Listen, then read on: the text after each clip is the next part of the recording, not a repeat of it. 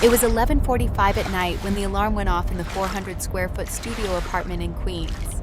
The sound cut through the paper-thin walls like a knife. You thought you could Elena get away Mitchell with this, reached out didn't from you? under the threadbare comforter and silenced the Well, phone. I won't let that happen. She did not move for 10 seconds. Just 10 seconds of pretending she could stay in bed. 10 seconds of pretending her body did not ache. 10 seconds of pretending she had a choice. Then she got up. The apartment was dark except for the orange glow of the street lamp bleeding through the single window. The view was a brick wall 3 feet away. She had lived here for 2 years and could count every brick. 743 bricks. She knew because she had counted them during the nights she could not sleep, during the nights when the weight of medical bills and student loans and broken dreams pressed down on her chest until she could not breathe. Elena sat on the edge of the futon that served as both bed and couch. Her back screamed. 2 years of carrying serving trays had turned her spine into a series of compressed nerves and grinding vertebrae. She was 24 years old, and her body felt 50. On the small folding table that served as both desk and dining surface sat a stack of papers, medical bills. The top one was stamped in red letters, past due, $6,247, due this month. She looked at her phone and opened her banking app. The screen glowed in the darkness. Checking account balance, $342.18. She did the math in her head. Rent was $1,400. Subway fare was $2.90 per ride, but she could not afford that anymore, so she walked. Food was whatever she could afford at the bodega. Ramen, day-old bread, eggs when they were on sale. That left her roughly negative $5,800 for the month. Elena stood and walked the 6 steps to the bathroom. It was so small she could touch both walls at the same time. She looked at herself in the mirror above the sink, brown hair pulled back in a severe bun, face pale from exhaustion and too many overnight shifts, dark circles under her eyes that no amount of concealer could hide. Not that she owned concealer anymore. Makeup was a luxury from another life. She thought about that other life as she splashed cold water on her face. The water was always cold because the building superintendent never fixed the hot water heater. 3 years ago, she had been at Wharton, the Wharton School of Business, one of the most prestigious business programs in the country. She had gotten in on a full scholarship, top 5% of her class, majoring in forensic accounting because she loved the puzzle of following money trails, loved the satisfaction of finding the one number that did not add up, the one transaction that revealed everything. Her father had cried when she got the acceptance letter. Thomas Mitchell, 63 years old, a high school math teacher in Brooklyn, who had worked 2 jobs his entire adult life to give his daughter opportunities he never had. Teacher by day, tutor by night, weekends at the community college teaching remedial algebra to students who had been failed by the system. He never remarried after Elena's mother died, breast cancer when Elena was 9. He said Elena was all the family he needed. When she got into Wharton, he had looked at her with tears streaming down his face and said, "You are going to change the world, mija. You are going to be something I could never be." Then on a Tuesday in October during her senior year, 3 credits shy of graduation, her father had a stroke in the middle of teaching a calculus class. Massive, catastrophic, the kind that steals speech and mobility and independence. The kind that turns a vibrant man who loved teaching into someone who could barely say his daughter's name. The hospital bills started immediately, the rehabilitation costs, the long-term care facility because he needed round-the-clock monitoring, and Elena could not provide that from a dorm room at Wharton. Medicaid covered some of it. Not enough. Never enough. Elena had to make a choice. Finish her degree and watch her father get moved to a state-run facility where the care was substandard and the dignity was non-existent. Or drop out, work, pay the bills, give him the care he deserved. It was not really a choice at all. She withdrew 3 credits before graduation, moved back to Queens, started working for Premier Executive Catering, $14 an hour plus occasional tips to serve coffee and clear plates at corporate events. The invisible labor that kept the world of billionaires running smoothly. That was 2 years ago. She was supposed to go back, supposed to finish those 3 credits, supposed to reclaim the future she had put on pause. But every month the bills came, and every month she fell further behind, and every month the dream of finishing her degree slipped further away. Elena pulled on her catering uniform, Black polyester pants that had been washed so many times they were starting to fray at the seams. White button-down shirt with the Premier Catering logo embroidered on the breast pocket. The shirt had a stain on the left sleeve from a coffee spill 3 months ago that never quite came out. Black shoes with worn soles. She could feel the sidewalk through the bottom when she walked. She packed her tote bag, an extra uniform in case the first one got ruined. Energy bars because she could not afford to buy food during her shift. A flip phone because she could not afford a smartphone with a data plan. The phone barely worked, but it was enough to receive calls from the care facility if something happened to her father. At midnight, she locked the door to her apartment and started walking. 3 miles from Queens to Manhattan, through streets that were never truly empty, past bodega owners closing up for the night, past late shift workers heading home, past homeless encampments under highway overpasses, past couples stumbling out of bars, drunk and laughing. Elena walked with her head down and her hands in the pockets of her cheap puffer jacket. The zipper had broken last winter, and she had not been able to afford a new one, so she just kept it pulled tight around her. November in New York was cold. The wind came off the East River like a blade. She thought about her classmates as she walked, the ones who had graduated from Wharton on time. Rebecca Chan had been her roommate sophomore year. They had studied together, pulled all-nighters before exams, talked about the companies they would work for and the impact they would make. Rebecca was now a vice president at Morgan Stanley. Elena had seen her Instagram profile once on a library computer. $300,000 salary, Hampton Beach house, engagement ring that probably cost more than Elena made in a year. Rebecca had no idea Elena had dropped out. They had lost touch. Or rather, Elena had let them lose touch because it was too painful to explain. Too humiliating to say I am serving coffee to executives, while you are becoming one. The walk took 52 minutes. Elena knew because she timed it every night. 52 minutes to cross from one world into another. From the world of broken dreams and medical debt to the world of marble lobbies and boardroom deals. Bradford Tower rose 90 stories into the Manhattan skyline, glass and steel, a monument to wealth and power. The lobby was Art Deco, polished marble floors, original Diego Rivera murals on the walls, a massive sculpture in the center that cost more than most people would earn in 10 lifetimes. Elena entered through the service entrance in the back, the one the cleaning crews and catering staff used, the one that kept them separate from the executives who worked upstairs. There was a locker room in the basement, harsh fluorescent lights, metal benches, the smell of industrial cleaner, and too many bodies in too small a space. She changed into her uniform and checked in with her supervisor, a tired woman named Gloria who had been doing this job for 30 years and looked like it had aged her 60. "Your assignment tonight is 80th floor," Gloria said, without looking up from her clipboard. "Bradford executive team, crisis meeting, could be all night." "Could?" Elena nodded. She had worked the Bradford account before, knew the layout, knew which executives tipped and which ones treated her like furniture. She took the service elevator up, the elevator that stopped at every floor and jerked between levels like it might give out at any moment. So different from the sleek executive elevators that glided silently from lobby to penthouse. The 80th floor was quiet. It was almost 1 in the morning now. The main offices were dark, but she could see light coming from the corner boardroom. The big one. The one with floor-to-ceiling windows overlooking the city. The one where the most important meetings happened. Elena pushed her serving cart down the hallway. The wheels squeaked. She had requested maintenance fix them 3 times, but they never did. The sound echoed in the empty corridor. She could hear voices as she approached the boardroom. Male voices. Tense.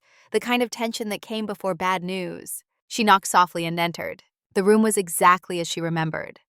Mahogany table that could seat 20. Original oil paintings on the walls. Climate control that kept the temperature at exactly 72 degrees. The smell of expensive cologne and old money. There were 5 men in the room. Elena recognized 4 of them. At the head of the table sat William Bradford, 78 years old, silver hair disheveled, dark circles under his eyes.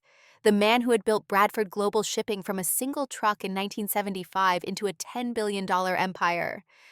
He looked small tonight, defeated. His tailored suit hung loose on his frame like he had lost weight recently. To his right sat Derek Bradford, 42 years old, William's nephew, vice chairman, handsome in a sharp predatory way. Navy suit that cost more than Elena made in 3 months. Patek Philippe watch that cost more than she made in a year. He was tapping the crystal face impatiently. 3 men in identical dark suits sat along the side of the table, lawyers. She could tell by the way they sat, by the blank expressions, by the heavy briefcases at their feet. Their name tags read Hartwell and Stone LLP, one of the most expensive law firms in New York. $1,500 an hour just to watch an old man sign papers. Elena began her routine, refilling water glasses, checking the coffee service, making herself as invisible as possible.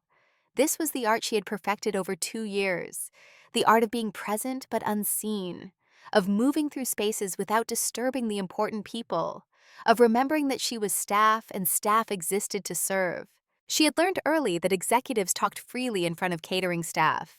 They said things they would never say in front of equals, discussed deals and strategies and secrets, because to them she was not a person, she was a function, like the furniture, like the coffee machine. Tonight the tension in the room was suffocating. Derek Bradford checked his watch again. "It is time, Uncle William. The lawyers from Vanguard and Stone need to file this with the Delaware Chancery Court the moment it opens at 8 a.m. If we do not sign now, the banks call in the loans. The seizure becomes hostile. This way, at least you retire with dignity." William's hand trembled over the document in front of him. Elena could see the title page from where she stood. Bradford Global Shipping. Asset Liquidation and Restructuring Agreement. Chapter 11. Bankruptcy. She had read enough about corporate restructuring at Wharton to know what those words meant. The company was dying, being picked apart, sold for scraps. William's voice was barely a whisper. Dignity. Is that what you call this, Derek? Selling my life's work? Derek slid a glass of scotch toward the old man. Obsidian Capital is not just some firm. They are specialists in distressed assets. They are going to save the brand. Keep the name. You get to walk away. You are tired, Uncle. I can see it. You are drowning. The lead lawyer leaned forward. His name tag read Harrison, mid-50s, sharp nose, cold eyes. "Mr. Bradford, it is the fuel hedging contracts. The Q3 liquidity covenant was breached. Under the terms of the Series B debenture agreement, the creditors have the right to force a sale. We have been over this." William picked up an expensive pen, Mont Blanc. The nib hovered over the signature line. Elena moved around the table refilling water glasses. She was not supposed to listen, was not supposed to understand, but she understood more than they knew. "Just sign here, and initial the indemnity clause on page 402, Derek said. His voice had dropped to a soothing, almost hypnotic tone. "Then it is over. You can go to the Hampton house. You can finally rest." Elena reached William's position at the head of the table. She poured water into his crystal glass. As she poured, her eyes flickered to the document spread out in front of him. Years of training at Wharton had taught her to read documents quickly, to scan for the important clauses, the ones buried in dense legal language, the ones that revealed the real intent behind the friendly words. Her eyes caught on page 42, Section C, Paragraph 4. Transfer of unencumbered real property to designated assignee. The next line made her hand freeze for just a microsecond, so brief no one noticed. Phoenix Maritime Holdings, LLC. That name, she knew that name. 3 months ago, she had been cleaning the waste bins in the junior analyst bullpen on the 40th floor. 2 in the morning. The building empty except for security and cleaning crews. She had found a partially shredded document in the trash. The crosscut machine had jammed, left strips of paper that could be pieced together if someone was patient enough. Elena had been patient. She had taken the strips home, laid them out on her apartment floor like a puzzle. Forensic accounting training made her curious about anything shredded, made her want to understand why someone had tried to destroy information. The memo had been marked Project Rebirth, internal code name for corporate restructuring, but it was not about restructuring debt.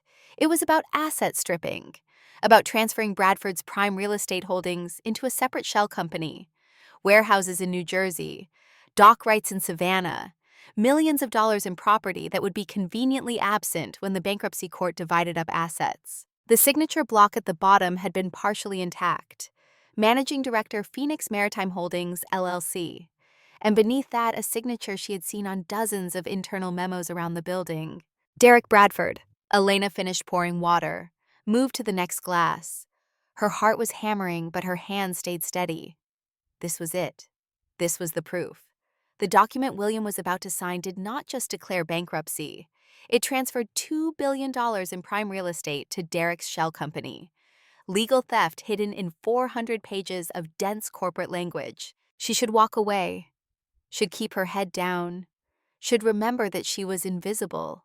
And invisible people did not speak up. Speaking up got you fired, got you blacklisted, got you exactly nowhere. But she looked at William Bradford's face, saw the defeat there, the exhaustion, saw a man who had built something remarkable about to lose it to his own nephew's greed. And she thought about her father, about the man who had worked 2 jobs his entire life and asked for nothing except the chance to see his daughter succeed, about the stroke that had stolen his speech and his independence, about the medical bills that kept coming, about the care facility that was adequate but not good, not what he deserved. She thought about her mother's last words.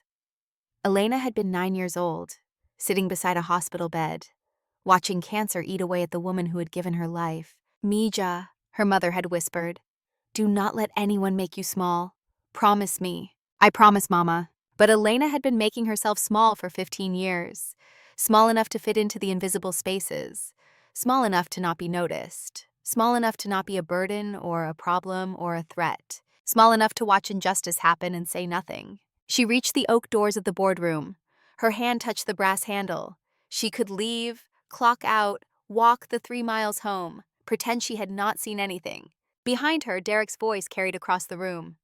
"Just sign, Uncle. Time is running out." Elena stopped. She turned around. Every instinct screamed at her to stay quiet. Every survival mechanism she had developed over 2 years of invisible labor told her this was not her fight, not her business, not her place. But there was another voice, quieter, deeper, the voice that sounded like her mother, like her father before the stroke stole his words, like the girl she had been at Wharton before debt and desperation had ground her down. That voice said, "Speak." "Mr. Bradford." The words came out steadier than she expected. Everyone in the room turned to look at her. For the first time in 2 years of working this building, someone actually looked at her. Really looked. Derek's face twisted with annoyance. "We did not ask for anything. Get out!" Elena's hands were shaking, but she kept them at her sides where no one could see. "Mr. Bradford, before you sign that document, I think you should ask your nephew who owns Phoenix Maritime Holdings." The silence that followed was different from the heavy silence before. This silence had edges, sharp ones, dangerous ones. Derek stood up so fast his chair screeched against the polished floor. "Who do you think you are? You enter a confidential board meeting and start spouting nonsense.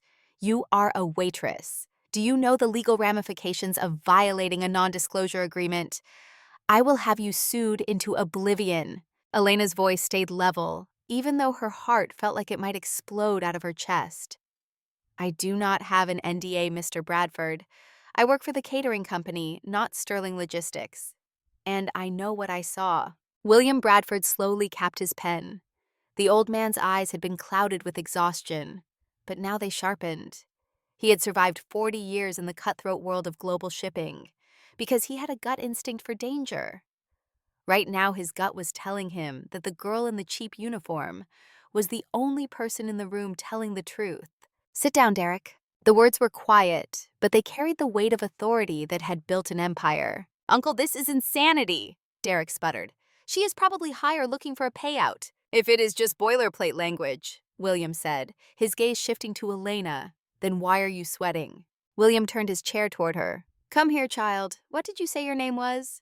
"Elena Mitchell, sir." "Elena, you asked me to ask about Phoenix Maritime Holdings. Why?" Elena took a step forward.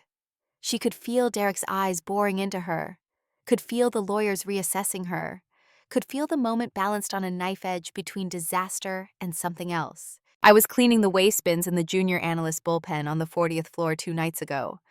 I saw a shredded memo. It was not shredded properly. The crosscut machine was jammed. I pieced part of it together because I saw the header. Project Rebirth." The lead lawyer, Mr. Harrison, interjected smoothly. "Project Rebirth is the internal code name for this restructuring. That is hardly a secret." "Yes, sir," Elena said. But the memo was not about restructuring debts. It was about asset stripping. It detailed the transfer of Bradford's prime real estate holdings, the warehouses in New Jersey, the dock rights in Savannah. into a separate holding company called Phoenix Maritime Holdings. She took a breath. The document on the table lists Phoenix Maritime as the beneficiary of the Class B assets. But here is the thing, Mr. Bradford. If this is a bankruptcy sale to Obsidian Capital, why are the prime assets being transferred to a shell company registered in the Cayman Islands before the sale even closes? William turned to the document. His old fingers fumbled with the pages. Show me where. Elena stepped up to the mahogany table. She ignored the smell of expensive cologne, ignored the hostile glares from Derek, pointed to page 42, section C, paragraph 4. Here, pursuant to the liquidity transfer, all unencumbered real property listed in Schedule F shall be conveyed to the designated assignee Phoenix Maritime Holdings LLC wholly owned subsidiary of. She paused. The text did not say who owned Phoenix, it just stopped. It does not say who owns it, William said, frowning. No, sir. But the memo I found did.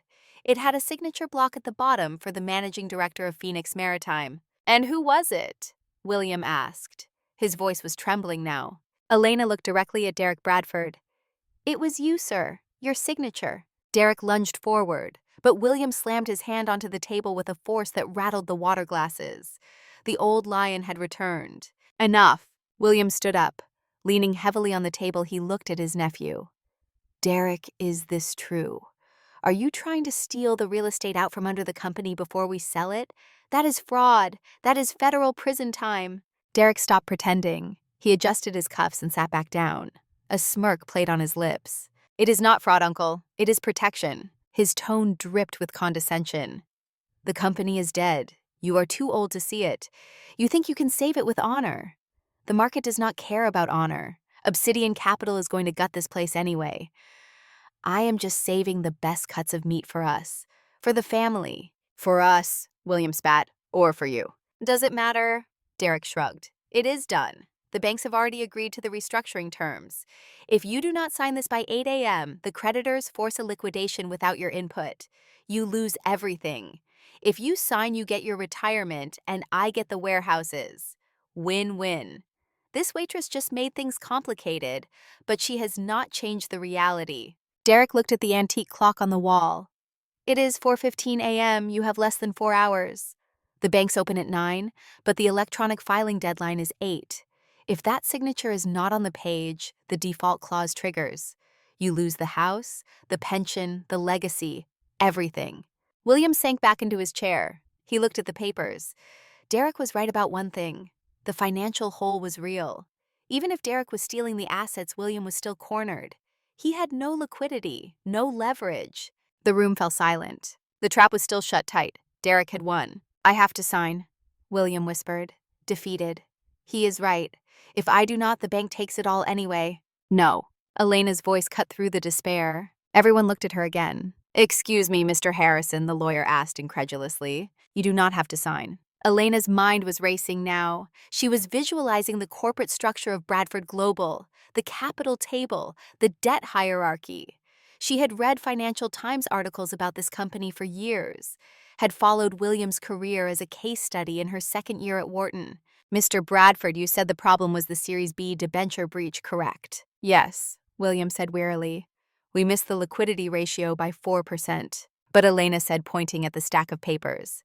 The Series B debenture is a subordinate loan. It is junior debt. So, Derek sneered. So, Elena said, turning to William. Who holds the Series A debt? The senior debt. William frowned, racking his brain. I do. I personally hold the Series A bonds. I bought them back in 1990 to capitalize the expansion. Exactly. Elena felt a smile touch her lips for the first time in hours.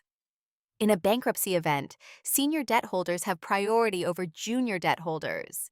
If you hold the Series A debt, you are the primary creditor of your own company. Mr. Harrison's eyes widened. He realized where she was going. Mr. Bradford, you do not need to declare bankruptcy to satisfy the Series B vultures. You can exercise your right as the senior creditor to perform a debt for equity swap. A what? William asked. You trade the money the company owes you for more stock, Elena explained. Her voice was gaining confidence. It recapitalizes the balance sheet instantly. It cures the liquidity breach because the debt vanishes. It becomes equity. The Series B covenant is no longer violated.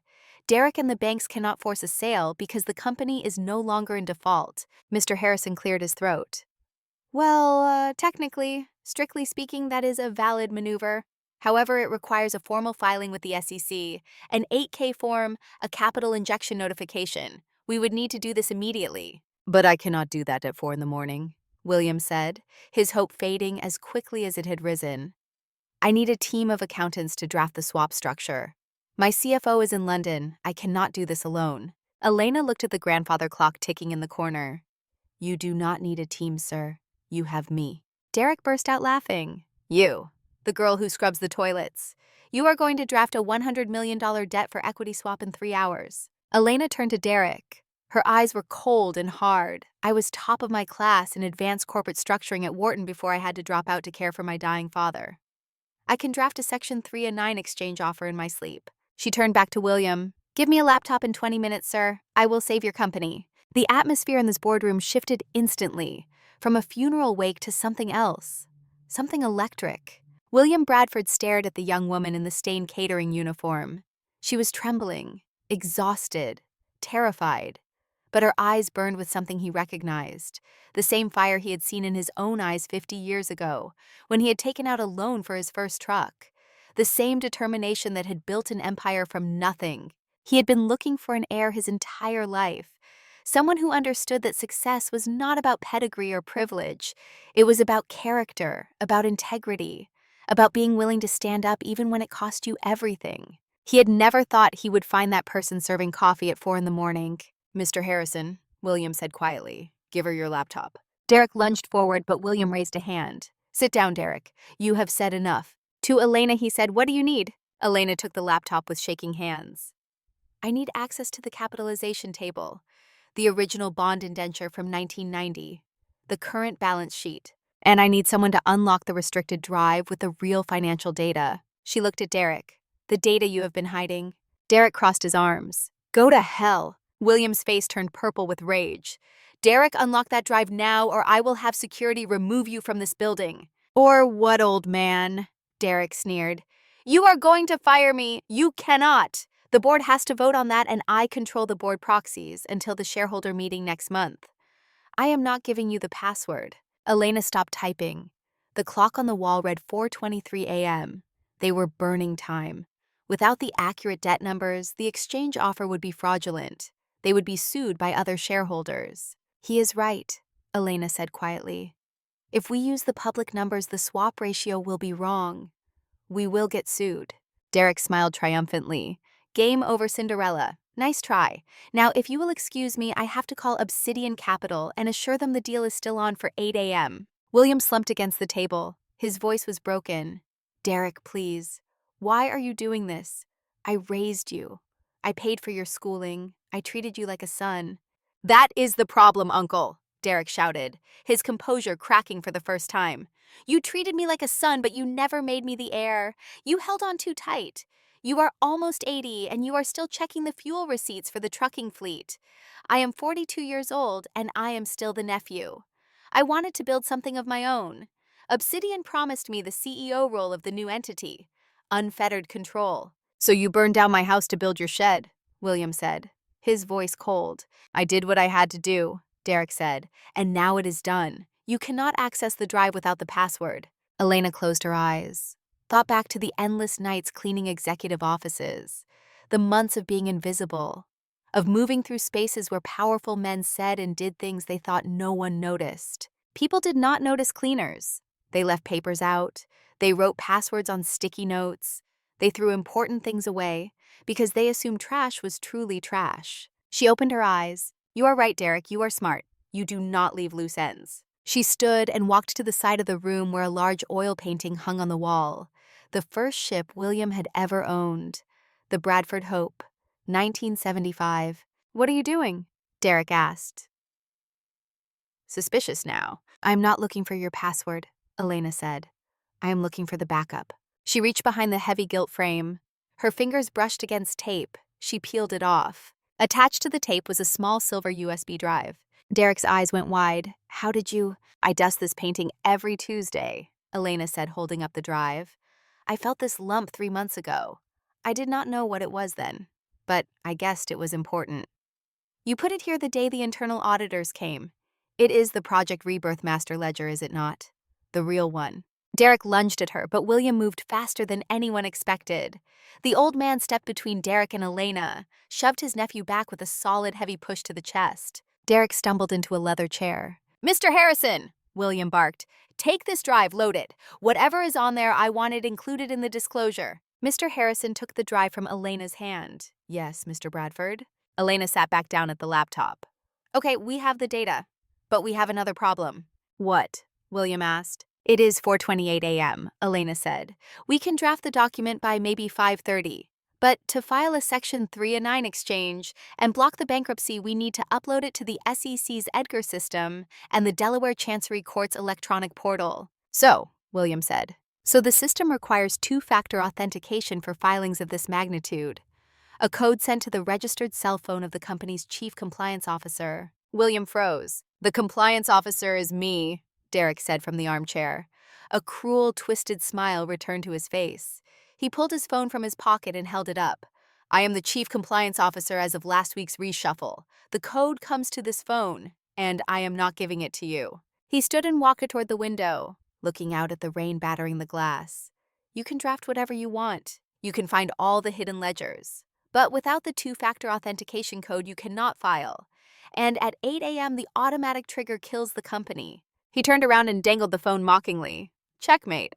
The rain outside intensified. Thunder rolled across the Manhattan skyline. Inside the boardroom, the silence was agonizing. Elena stared at the phone in Derek's hand. Latest model iPhone. Titanium case. Biometric lock. Even if they took it from him, they could not unlock it without his face or fingerprint. Think, she told herself, there has to be a way. "Mr. Bradford, does the company have a business continuity plan?" Elena asked. "A disaster recovery protocol." "Of course," William said, "for terrorist attacks, natural disasters. Why?" "Where is the red binder kept?" "The master emergency protocol." William looked confused. "The what?" "The master fail-safe," Elena said. "In every forensic accounting case study, major corporations have a physical backup. If the digital systems are compromised, there is a hard key stored in a secure location on site. It allows God mode access to the corporate systems." William's eyes widened. "The vault. In the basement. There is a safe deposit box for the corporate seal, and yes, the master IT key." Derek laughed. "The basement? You mean the sub-basement that flooded last week? The elevators are locked out. You would have to take the stairs. That is 80 floors down, sweetheart.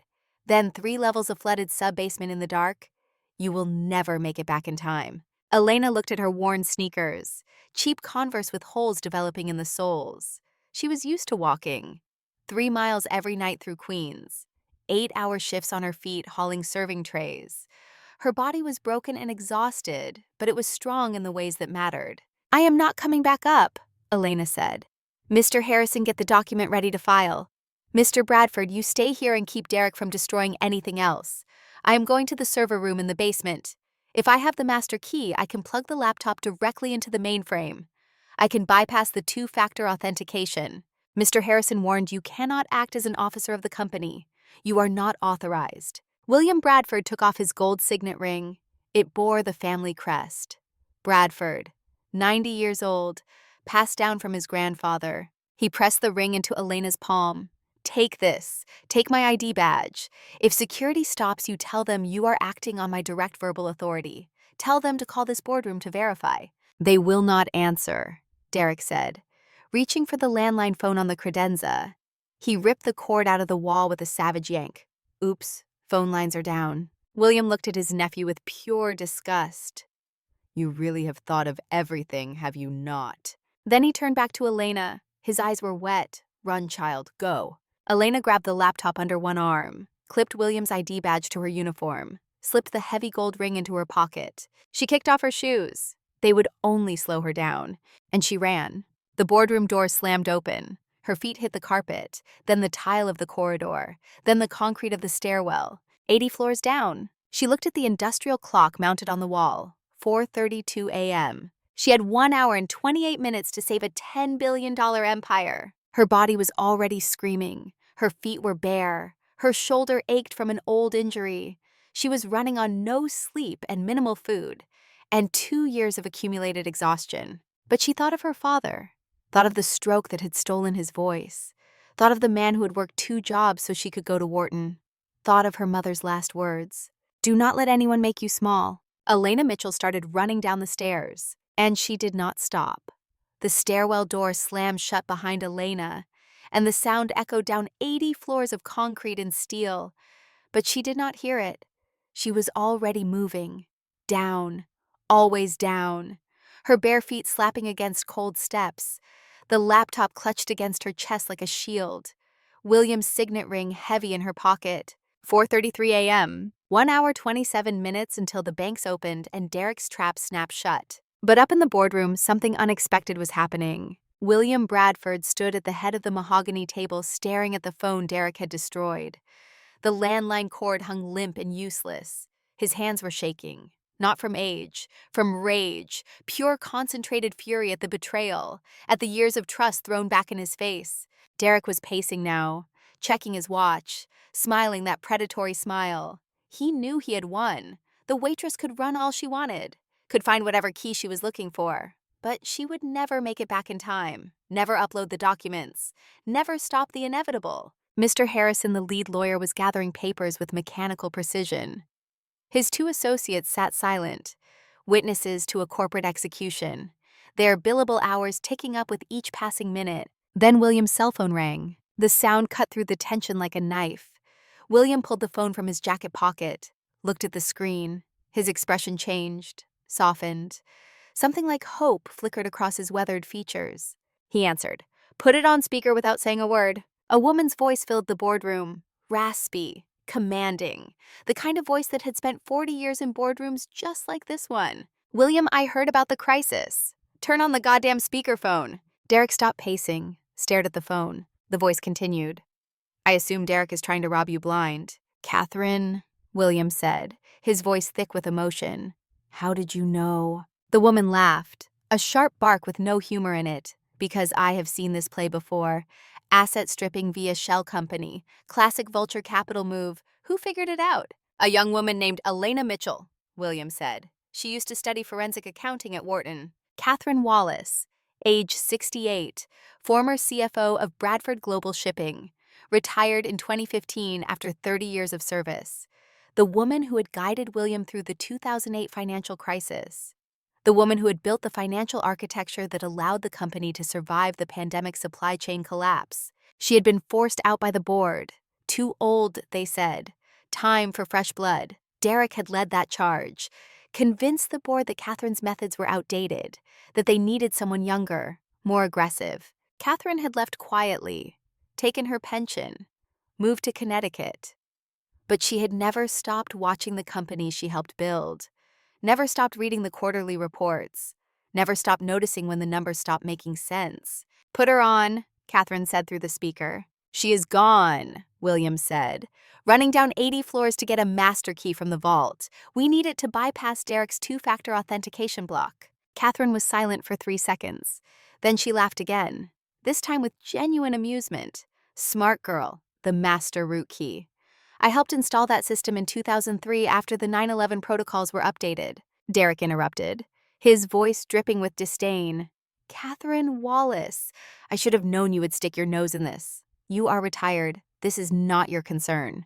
"Derek Bradford," Catherine's voice could have frozen water.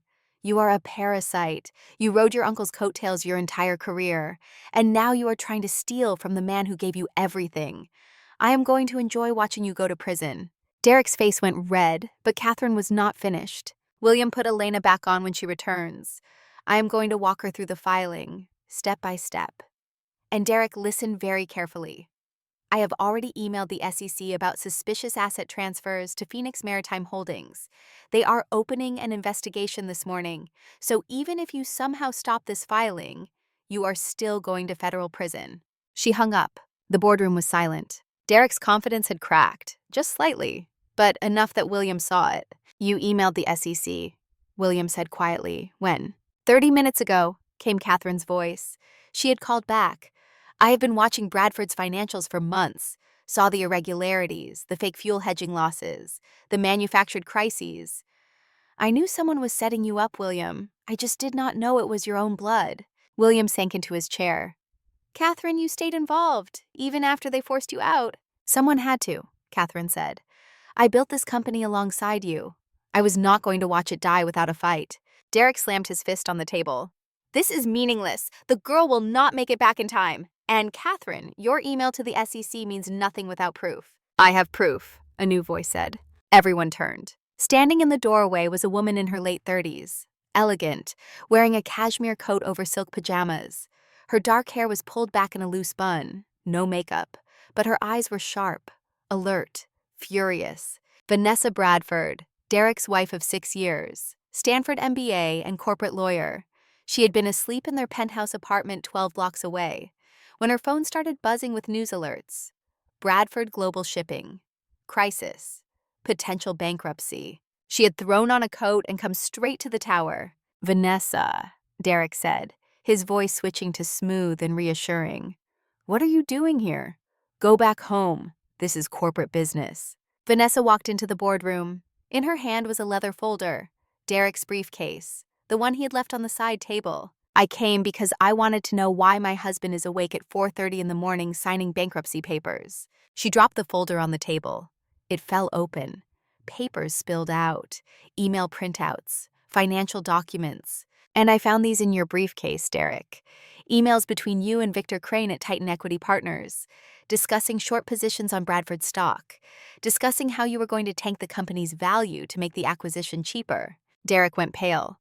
Vanessa, those are privileged. You cannot just go through my private correspondence. Vanessa looked at him with the kind of cold fury that comes from betrayal. You committed securities fraud, wire fraud, conspiracy, and you did it using our joint assets. I am liable too if I stay silent. She turned to Mr. Harrison. I am voluntarily providing these documents as evidence. Spousal privilege does not apply to ongoing criminal conspiracy. Derek lunged toward her, but William was faster. The old man grabbed Derek's arm with surprising strength. Sit down. Vanessa arranged the emails on the table. Here is Derek coordinating with Victor Crane to short 5 million shares of Bradford stock. Here is Derek authorizing payment to union organizers to manufacture the Long Beach strike.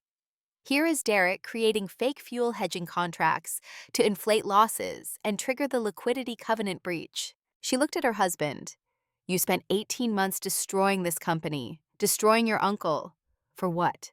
$75 million. Derek's mask was gone now. Raw anger twisted his features. For my future. For our future, Vanessa. We would have been set for life. Vanessa's voice was ice. Our daughter is 4 years old, Derek. She is going to grow up with a father in federal prison. That is the future you chose. Mr. Harrison was reading the emails with growing alarm. Mr. Bradford, this is extensive evidence of market manipulation. I need to advise you that my firm can no longer represent Derek in this matter. Clear conflict of interest. William looked at his nephew, at the man he had raised, mentored, trusted. Get out of my sight, William whispered. Derek laughed, a hollow, broken sound. You cannot keep me here. I am leaving. Going to my lawyer. Going to make sure this whole charade collapses. He stood, walked toward the door. Vanessa made a phone call. Security, this is Vanessa Bradford. I need you to detain Derek Bradford in the 80th floor boardroom. He is a flight risk in an ongoing federal investigation. Derek spun around. You called security on me. Your own husband. I called security on a criminal, Vanessa said. 2 security guards appeared in the doorway. Large men with the build of former military. They had been stationed on the executive floor all night. Mr. Bradford, the lead guard said to Derek, we need you to remain here until NYPD arrives. Derek looked at William, at Vanessa, at the lawyers who had abandoned him, at the walls closing in. He sat down heavily, defeated. Vanessa turned to William. What can I do to help? William gestured to the papers Mr. Harrison was organizing. We are drafting a debt for equity swap, Section 3, A9 exchange. Elena said it would work, but we need accurate financial data. Derek locked the restricted drive. I can unlock it, Vanessa said. I am on the corporate access list. Derek added me last year for the estate planning purposes. She sat at the laptop, typed in credentials. The restricted drive opened. Files spilled across the screen. The real Project Rebirth ledgers. Every fabricated transaction. Every fake loss. Every dollar Derek had siphoned or hidden or stolen. Mr. Harrison whistled low. This is a prosecutor's dream. 20 years of evidence in one folder. Catherine's voice came through the phone speaker. William, is Vanessa there? I am here, Catherine, Vanessa said. Good, Catherine said. You are a corporate lawyer, correct? Stanford, JD, 10 years at Morrison Forster before I went in-house at a tech startup. Perfect. You are going to help me walk Elena through the legal disclosure requirements when she gets back. We need this filing to be bulletproof, no mistakes. Vanessa pulled up a chair. Tell me what you need. As the two women began coordinating over the phone, the boardroom transformed. What had been a funeral wake was now a war room. Mr. Harrison was integrating the USB data into the draft filing. Vanessa was cross-referencing Delaware corporate law. Catherine was reviewing clause structures over speakerphone. And William sat watching women he had underestimated his entire career take control, save his legacy. He thought about all the times he had dismissed Catherine's warnings as overcautious, all the times he had not fought hard enough to keep her on the board, all the times he had assumed Derek belonged in leadership simply because he was family. The biggest mistakes of his life were becoming very clear. Derek sat handcuffed to a chair, watching his carefully constructed plan disintegrate, watching his wife destroy him, watching the invisible waitress become the most important person in the building. The clock read 4:49 a.m. Elena had been gone for 17 minutes. In the stairwell, she was at floor 63. Her legs were burning. Her lungs screamed for oxygen. She had slowed from a sprint to a controlled jog, bare feet slapping concrete. The laptop felt like it weighed 50 pounds. She passed emergency exit signs, fire extinguishers, concrete walls painted institutional beige. The fluorescent lights flickered. Some had burned out. Sections of the stairwell were in shadow. At floor 55, she had to stop, bent over, gasping. A stitch in her side felt like a knife blade. She wanted to vomit, wanted to collapse, wanted to give up. But she thought about her father in the care facility, about the speech therapy he could not afford, about the way his eyes lit up when she visited, even though he could barely say her name. She thought about William Bradford trusting her, a man who built an empire from nothing, believing in a dropout waitress. She thought about her mother's voice. Do not let anyone make you small. Elena straightened, kept moving. Floor 50, floor 45, floor 40. At floor 38, she slipped. Her foot hit condensation on the concrete step. For one terrible second, she was airborne. She twisted, threw out her left arm to catch herself, hit the railing hard. Pain exploded through her shoulder. The laptop flew from her grip, skittered across the landing, stopped at the edge of the next flight of stairs. Elena lay on the cold concrete, could not breathe, could not move. Her shoulder was on fire, dislocated or broken. She could not tell, could not care. All she knew was pain. She crawled to the laptop, picked it up with her good hand. The screen had cracked, a spider web of broken glass in the corner. But it still glowed, still worked. She had to keep moving, but her body would not cooperate. The fall had done something. Her right arm hung useless. Every breath sent shockwaves of agony through her torso. She was crying, could not stop, could not control it. This was it. This was where the story ended.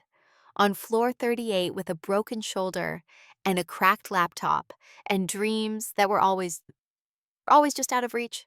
Then she heard footsteps, coming down from above, fast, someone running. Elena looked up through tears. A young woman appeared on the landing above, Asian, maybe 19, wearing the same catering uniform Elena wore, black polyester pants, white shirt with the Premier Catering logo. Her hair was in a ponytail. Her face was flushed from running. Maya Chen. Elena, the girl gasped. Oh my God, what happened? Maya, Elena said through gritted teeth. What are you doing here? I saw you run out of the boardroom, Maya said. She knelt beside Elena, examined her shoulder with careful hands. I was bringing fresh coffee service to the 75th floor. Saw you sprint past like the building was on fire. So I followed. Maya worked for the same catering company, had started 2 months ago.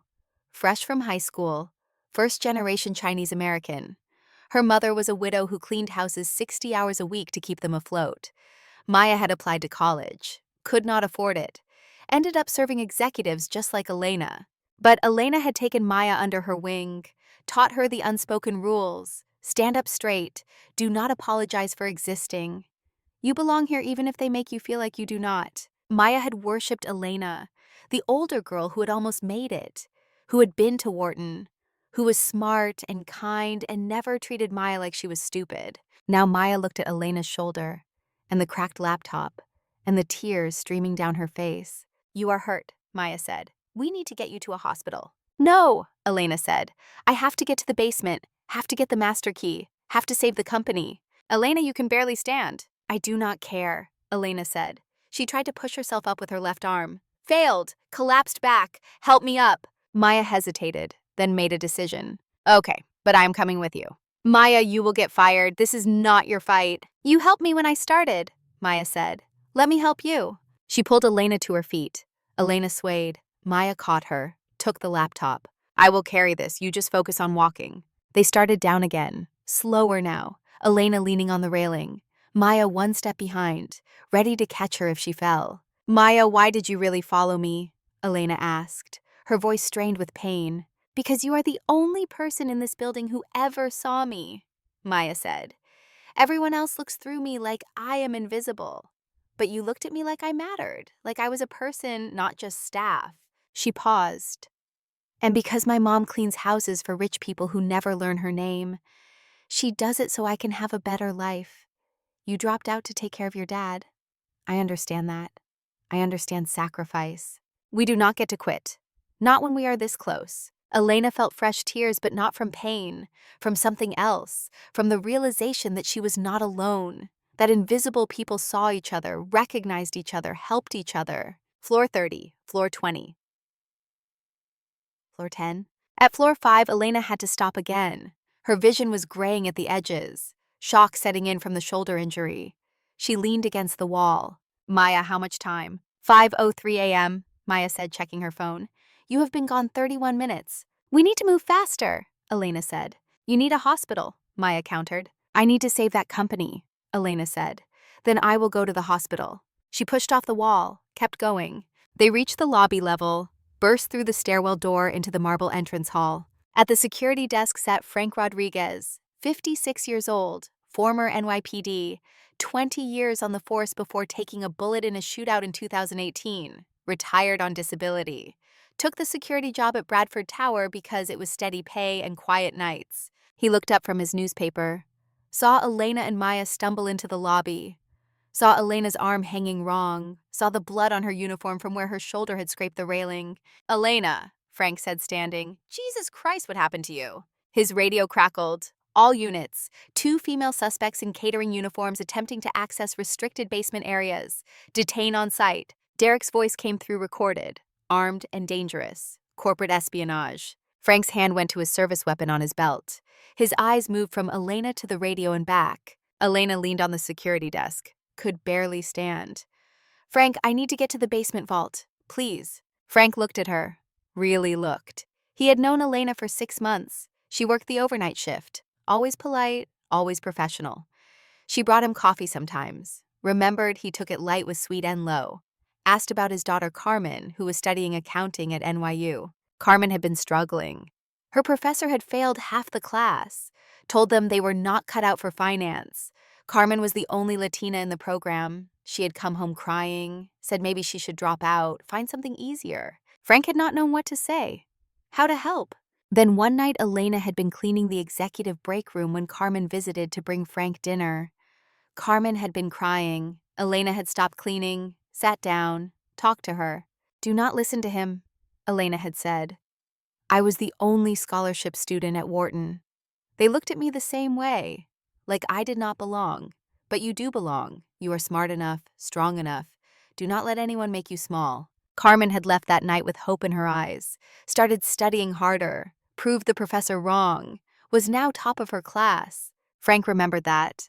Remembered Elena taking time from her shift to help a stranger, to lift up another young woman who felt invisible. The radio crackled again. "Rodriguez, do you have visual on suspects?" Frank looked at Elena's desperate face, at Maya supporting her, at the laptop and the determination in the tears. He made a choice. "Dispatch, this is Rodriguez. No visual on any suspects. Over." "Copy," the radio said. "Keep searching." Frank came around the desk. "What do you need?" Elena held up William's signet ring and ID badge with her good hand. "Mr. Bradford gave me these. His nephew is trying to steal the company. Derek is the real criminal. We are trying to stop him." Frank looked at the ring. He had seen William wear that ring for 10 years. Heavy gold, Bradford family crest. William did not just give that away. The basement is flooded, Frank said. Elevators are locked out. You would have to use the service hatch. Then take us to the service hatch, Elena said. Frank grabbed his maglite flashlight. If I am wrong about this, I lose my pension. You are not wrong, Maya said. Frank led them to the freight area in the back of the lobby. Pried open a heavy steel door. The smell hit them immediately. Damp concrete, stale water, mildew, darkness. The metal grate stairs descended into black. How deep is the water? Elena asked. Last I heard, ankle deep, Frank said. But that was 3 days ago. Elena looked at the stairs, at the darkness, at the impossibility of what she was attempting. Then she thought about William Bradford sitting in that boardroom trusting her, about Catherine Wallace guiding from Connecticut, about Vanessa choosing justice over her husband, about Maya risking her job, about her father who had worked 2 jobs so she could go to college, about her mother's last words. Let us go, Elena said. Frank descended first, flashlight beam cutting through the dark. Maya followed carrying the laptop. Elena came last, one-armed, each step agony. The water at sub-basement level 1 was knee-deep, cold, shockingly cold. Elena gasped as it soaked through her pants. Sub-basement level 2, thigh-deep. Sub-basement level 3, waist-deep. Elena could not feel her legs anymore. The cold was numbing. Her injured shoulder was screaming. But she kept moving, kept following Frank's flashlight beam. The vault door appeared ahead. Massive steel. Bradford Global Shipping. Secure storage. It had a biometric palm reader, green light glowing in the dark. It needs Mr. Bradford's thumbprint, Elena said. I do not have his thumb, Frank said. There is a manual override, Elena said. She had studied corporate security protocols at Wharton, knew that every biometric lock had a backup, a physical failsafe for emergencies. Frank shone the light on the door, found the keyhole beneath the palm reader. Elena pulled out William's signet ring, examined it in the flashlight beam. The family crest was on the face, but when she flipped it over, there was a small indentation, a pattern cut into the gold. She pressed the ring into the circular depression beside the keyhole. A magnetic click echoed through the flooded basement. He really is a genius, Elena whispered. The vault door swung open. Inside were rows of safe deposit boxes. Frank swept the flashlight across them, found box 01, the master emergency protocols. The key hung on a hook beside the box. Elena opened it with her good hand. Inside was a red binder, Bradford Global Shipping Continuity of Operations Plan. And beneath that, a thick metallic USB key, labeled in precise lettering, Master Root Access. Elena grabbed the key. This is it. Where is the server room? Maya asked. So, next door, Frank said. Room B17. They waded through chest-deep water. The cold was brutal. Elena's teeth were chattering. Her shoulder had gone numb, which was somehow worse than the pain. Frank tried the server room door. It was sealed, watertight. He spun the wheel lock. The door opened with a hydraulic hiss. Inside the server room was dry. Raised floor, climate control still running. The hum of massive black server towers was deafening. Elena collapsed against the wall. Maya set down the laptop. Frank swept his flashlight across the room, found the primary terminal. What now? Frank asked. Elena pulled herself to the terminal, plugged in the master root key with her left hand. The screen flickered to life. Green text scrolled rapidly. Emergency override protocol initiated. Biometric authentication bypassed. Identity confirmed Bradford W. Two-factor authentication disabled. System access granted. Elena almost sobbed with relief. Maya connected the laptop via an Ethernet cable. Opened the SEC Edgar portal. The document was ready. 52 pages. Form 8K. Section 3 and 9 exchange offer. All exhibits attached. Elena hit upload. A progress bar appeared. Uploading 10%. The connection was slow. Backup network line, not the primary fiber optic. Frank's radio crackled. All units, VP Bradford is demanding server room access. He is en route with security team. Frank looked at Elena. How much longer? I do not know, Elena said. The upload is crawling. 25%. 40%. Frank to Maya. Lock the door from inside. Do not let anyone in until the upload finishes. Maya engaged the lock. The heavy wheel spun, sealed them in. Outside they could hear footsteps, splashing, voices. Derek's voice, muffled through the steel door. Open this door, that is an order. Pounding on the door. Fists. Then something heavier, like someone throwing their weight against it. 68%. 69%. The progress bar stopped. Elena stared at the screen. Come on, come on. Gateway timeout. Connection lost. No, Elena said. She hit refresh. Retry. Nothing. The connection was dead. The firewall, Maya said. She had been watching over Elena's shoulder. The backup server firewall is blocking the outbound port. It is a security protocol. I have to disable it, Elena said. If you do that, the entire corporate network becomes vulnerable, Maya said. Hackers could breach, steal data. Elena stared at the command line, typed with her left hand. Sudo disable firewall all force. The system prompted, warning, this will leave system vulnerable. Are you sure? Her finger hovered over the Y key. Outside, Derek was shouting, break it down, I do not care what it takes. Elena pressed Y. Firewall disabled, system vulnerable. She hit retry upload. The progress bar jumped. 70%, 82%. The pounding on the door intensified. 90%, 95%. 7:54 a.m. 6 minutes to deadline. 99%. Processing. The screen froze. Elena held her breath. Then the screen changed. Submission successful. SEC Edgar filing received Form 8K. Timestamp 075431 EAST. Confirmation number BGS 2024-8K001847. A second later, Delaware Chancery Court received 075452 EST. Elena slumped back, stared at the screen, whispered, we did it. Maya screamed, grabbed Elena in a hug. Elena yelped as her injured shoulder compressed, but she did not care. They had done it. Frank was already on his radio. Dispatch, this is Rodriguez. The upload is complete. Derek Bradford's authorization is revoked per order of William Bradford. Stand down. Outside, the pounding stopped. Maya unlocked the door, opened it. Derek stood in waist-deep water, 2 security guards flanking him. His expensive suit was ruined. His face was purple with rage. You are too late, Elena said. Filing went through 7 minutes ago. Derek stared at her, at the laptop, at the confirmation on screen. No, he whispered. No, this cannot be. His phone buzzed. He pulled it from his pocket. Waterlogged, but still functioning. He answered. His face went white as he listened. What do you mean rejected? He said into the phone. The voice on the other end was tinny but audible in the quiet server room. Mr. Bradford, Delaware Chancery Court rejected the bankruptcy filing. Reason petitioner entity no longer qualifies for Chapter 11. As of 7:54 a.m. Series B debt was converted to equity. Company is solvent. Petition is invalid.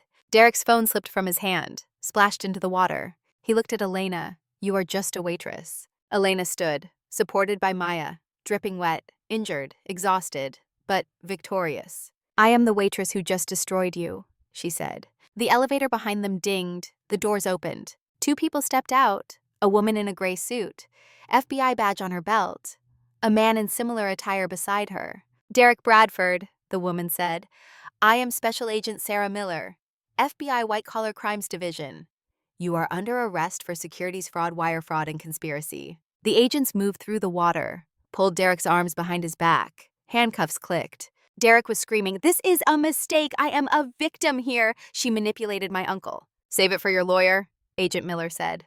As they dragged him past Elena, he spat. You are nobody. You will always be nobody. Elena looked him in the eye. Maybe, but I am the nobody who beat you. They took him away. The server room fell silent, except for the hum of machines and the drip of water. Frank looked at Elena. We should get you to a hospital. Not yet, Elena said. I need to see Mr. Bradford first. They rode the elevator up. 80 floors, Elena leaning on Maya, Frank watching the floor numbers climb. When the doors opened on the 80th floor, William was waiting, along with Vanessa, along with Mr. Harrison, and on speakerphone, Catherine Wallace. Elena walked into the boardroom, soaking wet, blood on her uniform. Arm hanging wrong, but she held up the laptop. It is done, sir. Filed at 7:54 a.m. William Bradford crossed the room, took Elena's good hand in both of his, tears streaming down his face. You saved us, child. You saved everything. Catherine's voice came through the speaker.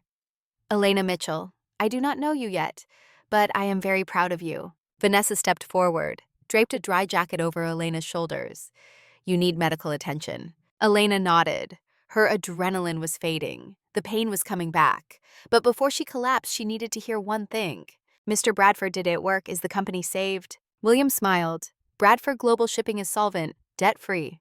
Your plan worked perfectly. Elena closed her eyes, whispered thank you to no one and everyone. Then the world went gray and she felt herself falling and strong hands caught her and voices said hospital and hurry and she is in shock. But before she lost consciousness completely, she heard Catherine's voice one more time. That girl is going to run this company someday, William. Mark my words. And William's response. I know, Catherine, I know. Then darkness took her, and Elena Mitchell let herself rest. Because the invisible woman had just changed the world, and everyone had finally seen her. Elena woke to the smell of antiseptic and the steady beep of monitors, white ceiling tiles, fluorescent lights, the distant sound of hospital announcements over an intercom. Her mouth was dry, her shoulder was on fire, but the pain was different now, controlled, medication keeping the worst of it at bay. She tried to sit up, failed.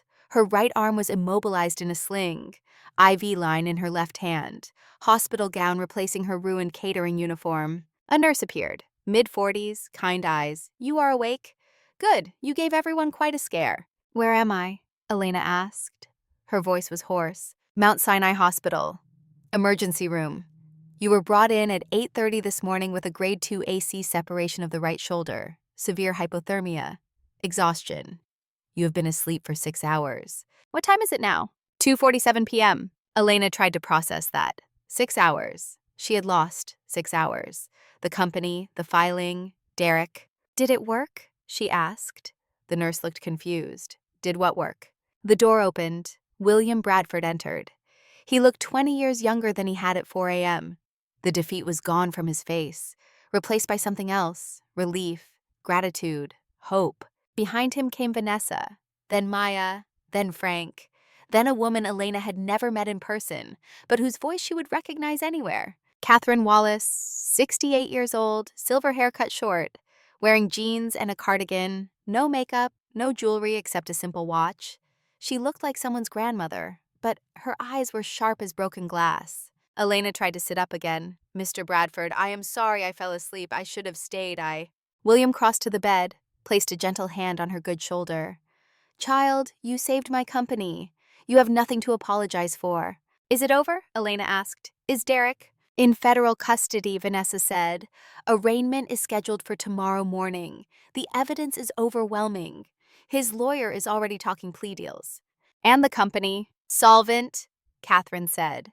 Her voice was exactly as it had been on the phone, commanding but warm. Stock market opened at 9:30. News of the filing hit Bloomberg at 9:32. Bradford Global stock jumped from $34 to $53 in the first 10 minutes of trading. She smiled. Every short position Titan Equity took is now underwater. Victor Crane is losing millions by the hour. Elena closed her eyes, tried to absorb it. They had won, against impossible odds, against time, against men who had every advantage. They had won. The doctor says you need 6 weeks of physical therapy, William said. No heavy lifting, rest. I have to get back to work, Elena said.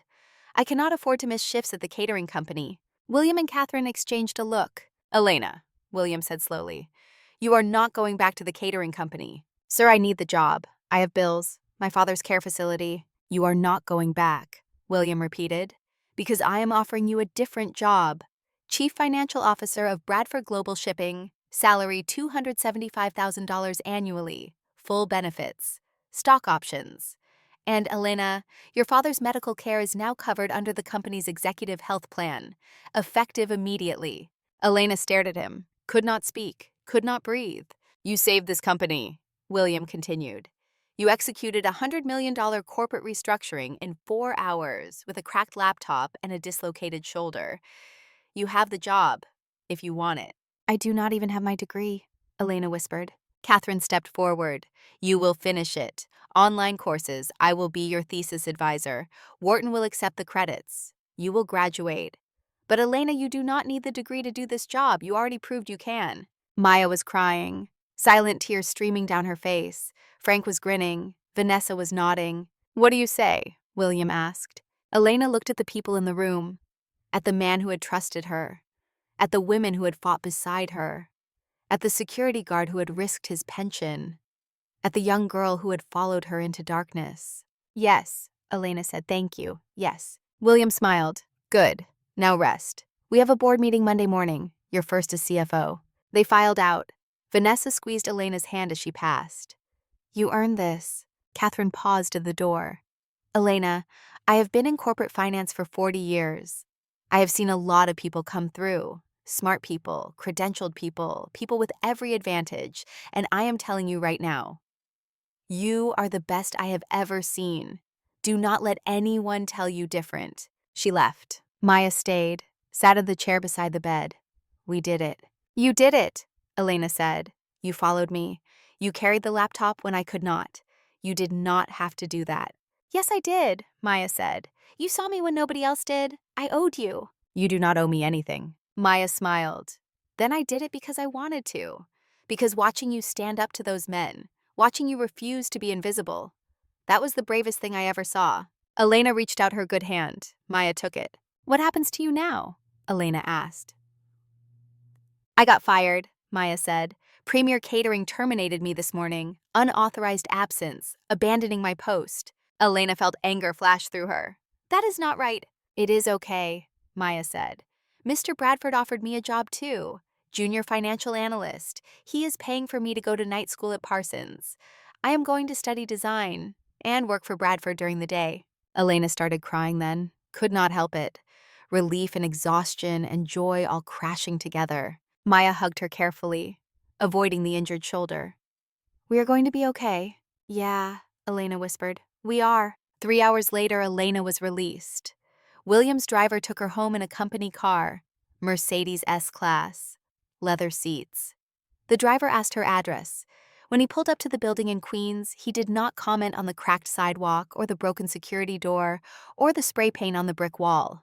He helped her up 4 flights of stairs because the elevator was broken, carried her bag, waited until she was inside before leaving. Elena stood in her 400-square-foot studio, looked at the futon, the hot plate, the stack of medical bills on the folding table. Her phone rang, the cheap flip phone that barely worked. She answered. Hello? Mija, her father's voice, halting, slurred, but clear. Clearer than it had been in 2 years. Dad, the facility called me, said insurance changed, said I am getting speech therapy. 5 days a week. Good therapist. Elena, what happened? She sat on the futon, told him everything. The 4 a.m. meeting, the fraud, the rundown 80 floors, the filing, the job offer. Thomas Mitchell listened. When she finished, he was quiet for a long time. Then he said, Your mother would be so proud. Elena broke down, sobbed into the phone, all the fear and pain and exhaustion of the past 2 years pouring out. I am proud too, her father said. You did not let them make you small, mija. You kept your promise. I kept my promise, Papa. They stayed on the phone for an hour, talking, really talking. For the first time since the stroke, her father could express himself, could say the words trapped in his damaged brain. When they hung up, Elena sat in the dark apartment and felt the weight lift. The crushing pressure that had lived in her chest for 24 months. Gone. She slept 14 hours. Monday morning, she woke at 6 a.m., not to an alarm, just naturally. Old habits. She put on the nicest clothes she owned, black slacks she had bought at a thrift store, white blouse that was only slightly faded, the cheap blazer she had worn to job interviews that never panned out. She walked to Bradford Tower, not because she had to, because she wanted to remember, wanted to feel the distance she had traveled. 3 miles, 52 minutes. But this time she was not invisible. She was the chief financial officer. She belonged. Security waved her through. Frank was at the desk. He stood when he saw her, saluted. Morning, boss. Elena laughed. Stop. Never, Frank said. You earned it. She took the executive elevator, the one that glided smoothly without stopping, stepped out on the 80th floor. Her office was ready. Corner office, floor-to-ceiling windows, view of the Hudson River, mahogany desk, Herman Miller chair, laptop, phone, business cards already printed with her name and title. On the desk was a framed photograph. William must have put it there. It showed the first truck he had ever owned. 1975. Beat-up Ford, primer gray, the name Bradford painted on the door in uneven letters. Beneath the photo was a note in William's handwriting. Remember where you came from. Never forget the people still there. Elena sat in the chair, looked out at the city, at the life she had never thought she would have. The board meeting started at 9. Elena entered the boardroom, the same room where Derek had tried to destroy everything. but it felt different now. Lighter. 6 board members sat around the table, all external directors, corporate titans, CEOs and former government officials, people with net worths in the hundreds of millions. And at the head of the table, Catherine Wallace. William had brought her back, made her board chair. The vote had been unanimous. "Ladies and gentlemen," Catherine said, "I would like to introduce our new Chief Financial Officer, Elena Mitchell." The board members applauded, genuine, warm. They had all read the reports, knew what she had done. Elena presented the Q4 projections, spoke clearly, confidently, fielded questions about the Savannah facility expansion, about the automated loading systems, about return on investment timelines. When she finished, the board voted, unanimous approval for her recommendations. After the meeting, Catherine pulled her aside. "You are a natural." "I was terrified," Elena admitted. "Good," Catherine said. "The day you stop being nervous is the day you get complacent. Fear keeps you sharp." At noon, Vanessa stopped by Elena's office. "We have a visitor. He is not going to be happy." "Who?" "Victor Crane. His jet just landed. He thinks he is still signing acquisition papers." Elena felt her stomach tighten. The man behind Titan Equity, the man who had coordinated with Derek to destroy the company. "Should I be there?" Elena asked. "Catherine wants you there," Vanessa said. "She wants Crane to see exactly who beat him." They assembled in this boardroom. William at the head of the table, Catherine to his right, Vanessa and Elena on the left, Mr. Harrison with a laptop open showing real-time stock quotes. At 9:02 a.m., the doors opened. Victor Crane did not walk. He glided. 54 years old, tanned to the color of expensive leather, wearing a suit that cost more than a car, diamond cufflinks, hair slicked back with product. 4 associates flanked him. Identical navy suits, hungry eyes, heavy briefcases. "William," Crane said, not acknowledging anyone else in the room. "Good morning. Sorry about the delay. Helicopter traffic was murder." He placed a gold-plated pen on the table. "My team has the countersigned acquisition papers. We are ready to take possession of the assets. I assume the bankruptcy petition was filed at 8 a.m. as agreed." "There was a change of plans, Victor," William said. Crane's smile did not waver, but his eyes went cold. "Change of plans. William, we have a binding agreement. The credit facility is breached. You do not have choices." "Actually, we do," Elena said. Crane turned his head slowly, looked at Elena like she was a stain on the furniture. "And who might this be?" "Your granddaughter." "This is Elena Mitchell," William said. "She is the reason your acquisition is dead." Elena slid a folder down the long, polished table. It stopped perfectly in front of Crane. "Bradford Global is debt-free as of 7:54 a.m. Saturday. No default, no bankruptcy, no sale." Crane did not open the folder. "That is impossible. Section 3(9) exchange requires shareholder vote." "Not under the 1990 indenture agreement," Elena said. She had memorized every clause. Clause 44 subsection D. "In the event of hostile takeover threat, the senior creditor reserves unilateral right to recapitalize." You initiated hostile action when you coordinated with Derek Bradford to breach the liquidity covenant. That triggered the protective clause. Crane's tan seemed to fade. "Coordinated. That is slanderous." "We have the emails, Mr. Crane," Vanessa said, "between you and Derek, discussing short positions, discussing how you would tank the stock price to make the acquisition cheaper." Catherine leaned forward on the screen of her laptop. "And we know about the short positions Titan took. 5 million shares sold short at $34. You were not just buying the company. You were betting on its death." She smiled. "But here is the best part, Victor. Since we did not file bankruptcy, since the debt is gone, the market reacted very differently when trading opened this morning."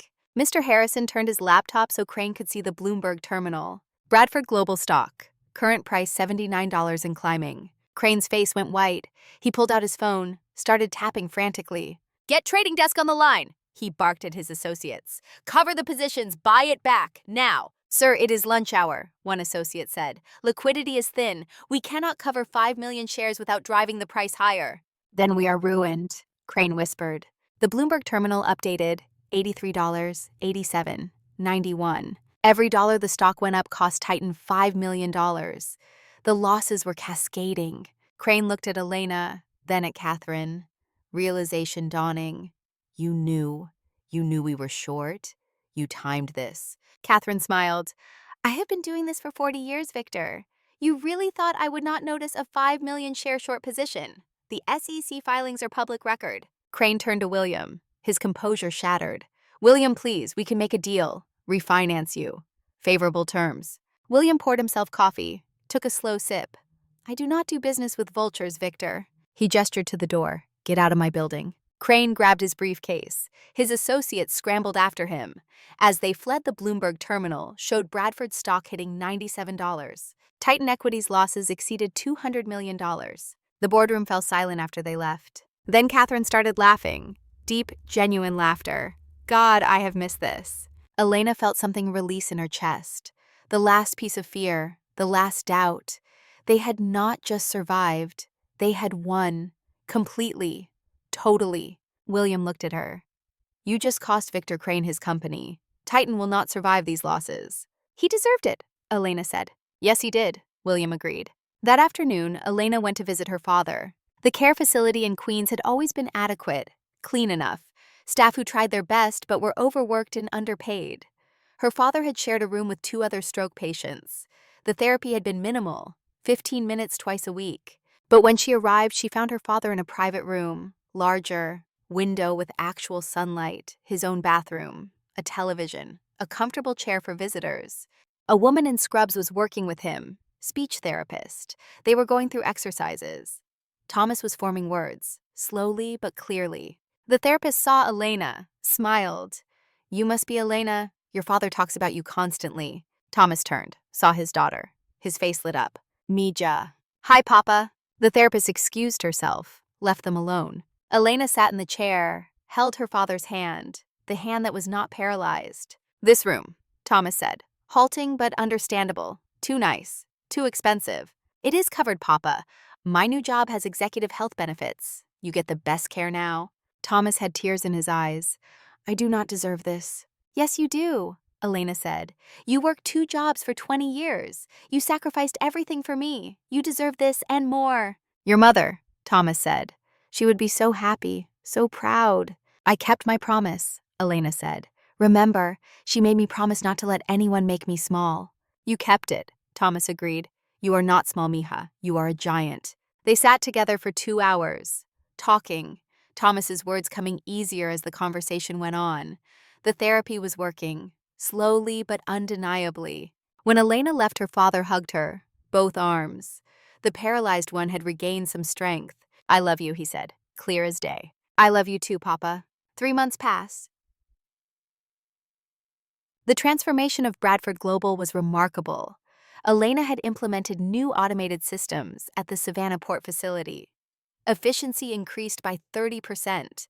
Turnaround time for cargo ships dropped from 14 hours to 9. Revenue climbed. Stock price stabilized at $89. Industry analysts called it the Bradford miracle. But Elena knew it was not a miracle. It was work. Long hours. Smart decisions. Attention to detail that came from her forensic accounting training. She had moved out of the Queen's studio, rented a 2-bedroom apartment on the Upper West Side. Nothing extravagant, but clean, safe, with hot water that actually worked. Her father visited on weekends. His speech had improved dramatically. He could hold full conversations now, could express love and pride and hope. Elena had finished her degree. 3 credits completed online. Thesis on corporate fraud detection supervised by Catherine. Wharton had mailed her diploma, Bachelor of Science in Economics, concentration in forensic accounting. She had it framed, hung it in her office between the photo of William's first truck and a new photo. This one showed Elena and Maya and Vanessa and Catherine together, taken at the company holiday party. 4 women spanning 3 generations. Smiling. Maya had thrived. Her design work was exceptional, fresh, bold. She had created mock-ups for a Bradford Global rebrand. Elena had presented them to the board. They had been approved unanimously. Maya was making $60,000 a year now, had moved her mother out of the house cleaning business. Mrs. Chen now worked in Bradford's executive offices. Office manager, $80,000 annual salary, health benefits, dignity. Vanessa had filed for a divorce. Derek had not contested it. He was too busy preparing for trial. The trial of Derek Bradford began on a cold morning in February. Southern District of New York, Federal Courthouse in Manhattan. Elena sat in the gallery. So did William. So did Vanessa and Catherine and Maya and Frank. The prosecution presented their case over 6 days. The USB drive evidence, the emails with Victor Crane, the fabricated financial reports, the testimony from junior analysts who had been forced to participate in the fraud. Margaret Bradford testified. Derek's mother, 73 years old, William's younger sister. She had flown in from Florida. She took the stand and provided emails Derek had sent her, asking her to wire money to Phoenix Maritime Holdings, claiming it was an investment opportunity. "I did not know it was a shell company," Margaret said, her voice breaking. "I did not know my son was stealing from his uncle, from the family." The defense tried to argue Derek had been trying to save the company, that his methods were unorthodox but well-intentioned. The jury did not buy it. Deliberation took 4 hours. Guilty on all counts. Sentencing came 2 weeks later. The judge was a woman in her 60s, former prosecutor, known for harsh sentences in white-collar cases. She looked at Derek Bradford standing before her. "You betrayed your family. You betrayed your shareholders. You betrayed thousands of employees who depended on this company for their livelihoods. You represent the worst impulses of corporate America. Greed without conscience. Ambition without ethics. 15 years federal prison. $40 million in restitution." Derek's lawyer immediately filed an appeal. 6 months into his sentence, Derek wrote a letter from FCI Otisville, minimum security federal prison in upstate New York. White-collar criminals playing tennis and teaching each other tax evasion strategies. The letter was addressed to William, Uncle William. "I have had time to reflect on my actions. I was wrong. I let ambition corrupt me. I am asking for a character reference for my appeal. Please, I am still family." William did not respond. He forwarded the letter to Elena. "You decide how to respond." Elena thought about it for 3 days. Then she went to a bookstore, bought a copy of Advanced Forensic Accounting, 4th edition, 800 pages. Hardcover, cost $180. She wrapped it carefully, included a bookmark on Chapter 12, Detection of Asset Stripping Schemes. And she wrote a note. "Derek, you once called me just a waitress. You were right, I was. But invisible people see everything. We see the memos you shred. We see the USB drives you throw away. We remember the details you forget. You thought being invisible made us powerless. You were wrong. It made us dangerous. I hope you enjoy the textbook. Chapter 12 is particularly good. It explains exactly where you went wrong. You have 14.5 years to study it. Best regards, Elena Mitchell, Chief Executive Officer, Bradford Global Shipping." She mailed the package. 3 weeks later, she received a response. A single sentence on prison stationery. "I underestimated you." Elena filed it away, never looked at it again. The 6-month mark brought another change. William called Elena to his office. It was late afternoon. The sun was setting over the Hudson, turning the river gold. "Sit down," William said. Elena sat. Noticed something different in William's posture, a weariness, a weight. "I need to tell you something," William said. "I have stage 4 pancreatic cancer, diagnosed 8 months ago, before Derek's coup attempt." Elena felt the floor drop out. "No, William. The prognosis is 6 to 12 months. I have been receiving treatment, but it is not working. The cancer is progressing." He held up a hand before she could speak. "I did not tell anyone, not even Derek. I was trying to figure out succession. Who would run the company after I am gone? Derek was the obvious choice. Family, Harvard MBA, experience. But I knew. Deep down I knew he did not have the character." William looked at Elena. Then that night, 4 a.m., crisis meeting. "I saw you. Invisible. Just like I was when I started. Immigrant son, no connections. And I thought if this company survives, I want her to lead it. So I gave you the chance, the ring, the authority. I was not testing you, Elena. I was believing in you." "William, I cannot. You should be here." "I will be here as long as I can," William said. "But the company needs young leadership, female leadership, someone who remembers what it is like to be invisible. The board voted this morning, unanimous, you are CEO, effective immediately." Elena could not speak, could not process. William took off the signet ring, the one he had been wearing again since Elena returned it after the crisis. He placed it on the desk. "This ring is 90 years old. My grandfather gave it to me. I want you to have it, permanently." "William, this is family." "You are family," William said. More than Derek ever was. He slid the ring across the desk. Led with integrity. And when the time comes, pass it to someone who deserves it. Elena picked up the ring, slipped it onto her finger. It fit perfectly now. She had it resized months ago but had been too afraid to wear it. How long, she asked. How long do you have? Doctors say 6 months, maybe less. Elena felt tears on her face. I do not know if I can do this without you. Yes, you can, William said. You already did. That night you saved the company without anyone's help. You just did not realize it yet. He stood, came around the desk, placed both hands on her shoulders. You are going to be a great CEO, Elena Mitchell. And I am going to be here as long as I can. Watching, advising, cheering you on. Promise me one thing. Anything. Never forget where you came from. Never forget the invisible people. Keep noticing them. Keep giving them chances. I promise, Elena said. William hugged her. She felt how thin he had become, how fragile. But his voice was strong when he spoke. I am proud of you, child. So very proud. The announcement went public the next day. Elena Mitchell, age 25, named CEO of Bradford Global Shipping. Youngest CEO of a Fortune 500 company in history. The business press went crazy. Articles about the waitress who became CEO, the Wharton dropout who saved a $10 billion empire, the woman who destroyed a white-collar criminal, with nothing but a cracked laptop and unbreakable will. Elena did 3 interviews, Forbes, Wall Street Journal, CNBC. In each one she said the same thing. I am not special. I just refused to stay invisible. And I had help, from women who believed in me, from men who gave me a chance, from people who saw potential instead of pedigree. She talked about Catherine, about Vanessa, about Maya, about Frank. She talked about her father, about dropping out to care for him, about the weight of medical debt and broken dreams. And she talked about William, about the man who had looked past the catering uniform and seen something worth investing in. The interviews went viral. Millions of views, thousands of comments from people who saw themselves in Elena's story, who had been invisible, who had been dismissed, who had been told they did not belong. One comment stayed with her, from a woman who signed herself only as Sarah. I am 56 years old. I have been a secretary for 30 years. Everyone looks through me like I am furniture. But your story made me realize I am not invisible. I am just waiting for my moment. Thank you for showing me it is never too late. Elena printed the comment, put it on her wall next to her diploma and the photos. A reminder, a promise, a mission. On a Sunday afternoon, 3 months after becoming CEO, Elena visited her father.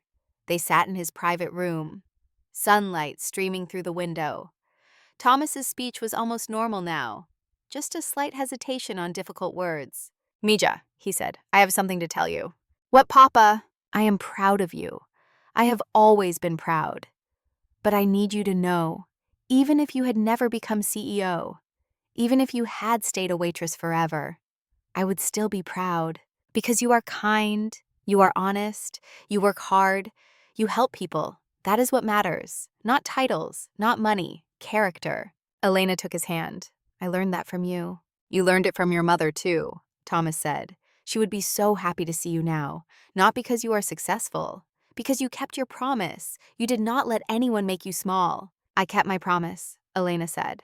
They sat together watching the river, father and daughter, survivor and fighter, the invisible made visible. And Elena thought about the journey, about the 4 a.m. boardroom, the 80-floor run, the flooded basement, the women who had fought beside her, the men who had believed in her, about the weight of the signet ring on her finger, about William Bradford dying slowly but still coming to the office, still advising, still believing, about the responsibility, the legacy, the promise to never forget where she came from. She thought about all of it, and she smiled, because the invisible woman had become unstoppable, and the story was just beginning.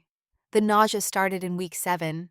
Elena thought it was stress at first. The weight of being CEO at 25, the long hours, the constant pressure to prove she deserved the title. She ignored it for 3 days, pushed through the morning sickness with ginger tea and sheer willpower, sat through board meetings with her stomach churning, presented quarterly earnings while fighting the urge to vomit. On the 4th day, she fainted. Catherine found her.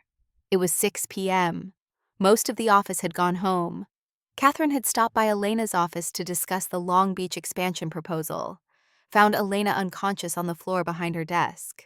The ambulance arrived in 12 minutes. Paramedics, stretcher. Catherine rode with her to Mount Sinai. Elena woke in the emergency room. Again. The same white ceiling tiles, the same fluorescent lights, the same antiseptic smell. But this time Catherine was sitting beside the bed instead of William. "You scared me half to death," Catherine said. Her voice was sharp, but her eyes were wet. "I am sorry," Elena whispered. "I do not know what happened." The doctor entered. Young woman, maybe 30. Tired eyes. She looked at Elena with professional sympathy. "Miss Mitchell, you fainted due to dehydration and low blood sugar. But we ran some tests. Standard protocol for women of childbearing age who present with nausea and fainting." Elena's stomach dropped. She knew what was coming before the doctor said it. "You are pregnant. About 8 weeks." The room went silent. Catherine's hand found Elena's, squeezed. "Are you sure?" Elena asked. Her voice sounded far away. "Very sure. The blood test is definitive. We can schedule an ultrasound to confirm gestational age." "Thank you," Elena said. "Can I have a moment?" The doctor left, drew the curtain for privacy. Catherine looked at Elena. "You did not know." "No," Elena said. She tried to remember, tried to count back. 8 weeks ago would have been early January, before she became CEO, when she was still CFO. There had been someone, brief, a man named Mark, accountant at a mid-level consulting firm. They had dated casually for 2 months, nothing serious. He had been kind, gentle, but intimidated when Elena became CFO. Even more so when she became CEO. They had broken up amicably. He had sent a text. "I think you are amazing, but I cannot handle dating someone so successful. I feel like I am drowning in your shadow." She had not heard from him since. "The father," Catherine said gently. "Does he know?" "No," Elena said. "We broke up 3 months ago. He does not even know I am CEO. Will you tell him?" Elena thought about it. About Mark's uncomfortable smile when she talked about work. About the way he had pulled away when her salary doubled. About his text ending things. About the fact that she was 25 years old. CEO of a $10 billion company, single, pregnant. "I do not know," Elena said. "I need to think." "What do you want to do?" Catherine asked. Elena put her hand on her stomach. Flat still, no sign of the life growing inside. But it was there, real, undeniable. She thought about her mother, dead at 37, cancer stealing her before Elena turned 10. She thought about her father, stroke at 61, 2 years of watching him struggle to speak his daughter's name. She thought about how fragile life was, how quickly it could be taken. And she thought about the promise she had made. Do not let anyone make you small. Keeping this baby would make everything harder. The board might lose confidence. Shareholders might revolt. The press would have a field day. 25-year-old single mother trying to run a Fortune 500 company. But giving up the baby felt like giving up part of herself. Like letting fear win. Like making herself small again. "I am keeping it," Elena said. Catherine nodded. "Okay, then we figure out how to make it work. The board will not like this." "The board will deal with it," Catherine said. Her voice was steel. "You are the best CEO this company has ever had. You saved it from destruction. You have grown revenue 40% in 6 months. If they have a problem with you being pregnant, then they can take it up with me." Elena started crying. Catherine held her hand. "Let her cry." When the tears stopped, Catherine said, "You need to tell William." "I know. And you need to decide about the father. He has a right to know." Elena nodded, wiped her face. "Can we keep this quiet for now, just until I figure things out?" "Of course," Catherine said. They kept it quiet for 2 weeks. Elena scheduled a meeting with Mark. Coffee shop in Midtown. Neutral territory. She had not seen him in 3 months. He looked the same. Sandy brown hair, wire-rimmed glasses, button-down shirt. The kind of man who blended into crowds. He was nervous, kept adjusting his glasses. "Elena, thanks for meeting. I was surprised when you called." "I needed to tell you something," Elena said. She had rehearsed this, practiced in the mirror, but the words still felt impossible. "I am pregnant. 8 weeks. You are the father." Mark went white, put down his coffee cup, stared at her. "You are sure?" "Yes." "And you are keeping it?" "Yes." He was quiet for a long time, looked out the window at the street, at the normal people living normal lives. "I do not know what to say," he admitted. You do not have to say anything, Elena said. I am not asking you to be involved. I am not asking for money. I just thought you had a right to know. Mark looked at her, really looked, at the woman he had dated, who had seemed so normal back then, who was now on the cover of business magazines, who ran a company worth billions. I cannot do this, Elena, he said. His voice was quiet, ashamed. I am not built for this, for you, for the life you have. I would just be in the way. Elena felt a strange relief. She had hoped he would want to be involved, had hoped for the fairy tale, but deep down she had known. Mark was a good man, but not a strong one. Okay, Elena said. Okay. If you change your mind, Elena started. I will not, Mark said. He stood, put $20 on the table for coffee neither of them had touched. I am sorry. I wish I was the kind of man who could handle this, but I am not. He left. Elena sat alone in the coffee shop for an hour, watching people pass by, thinking about the baby growing inside her, about raising a child alone, about being a mother and a CEO and a daughter caring for an aging father all at once. It should have felt overwhelming, crushing, but instead it felt right. She pulled out her phone, called Vanessa. I need a lawyer, Elena said. I am pregnant. The father wants no involvement. I need documentation. Vanessa did not ask questions, did not judge, just said, I will have papers drawn up by tomorrow. That night, Elena told her father. She drove to the care facility, found Thomas in his room, reading. His speech had improved so much he could read aloud now, could enjoy books again.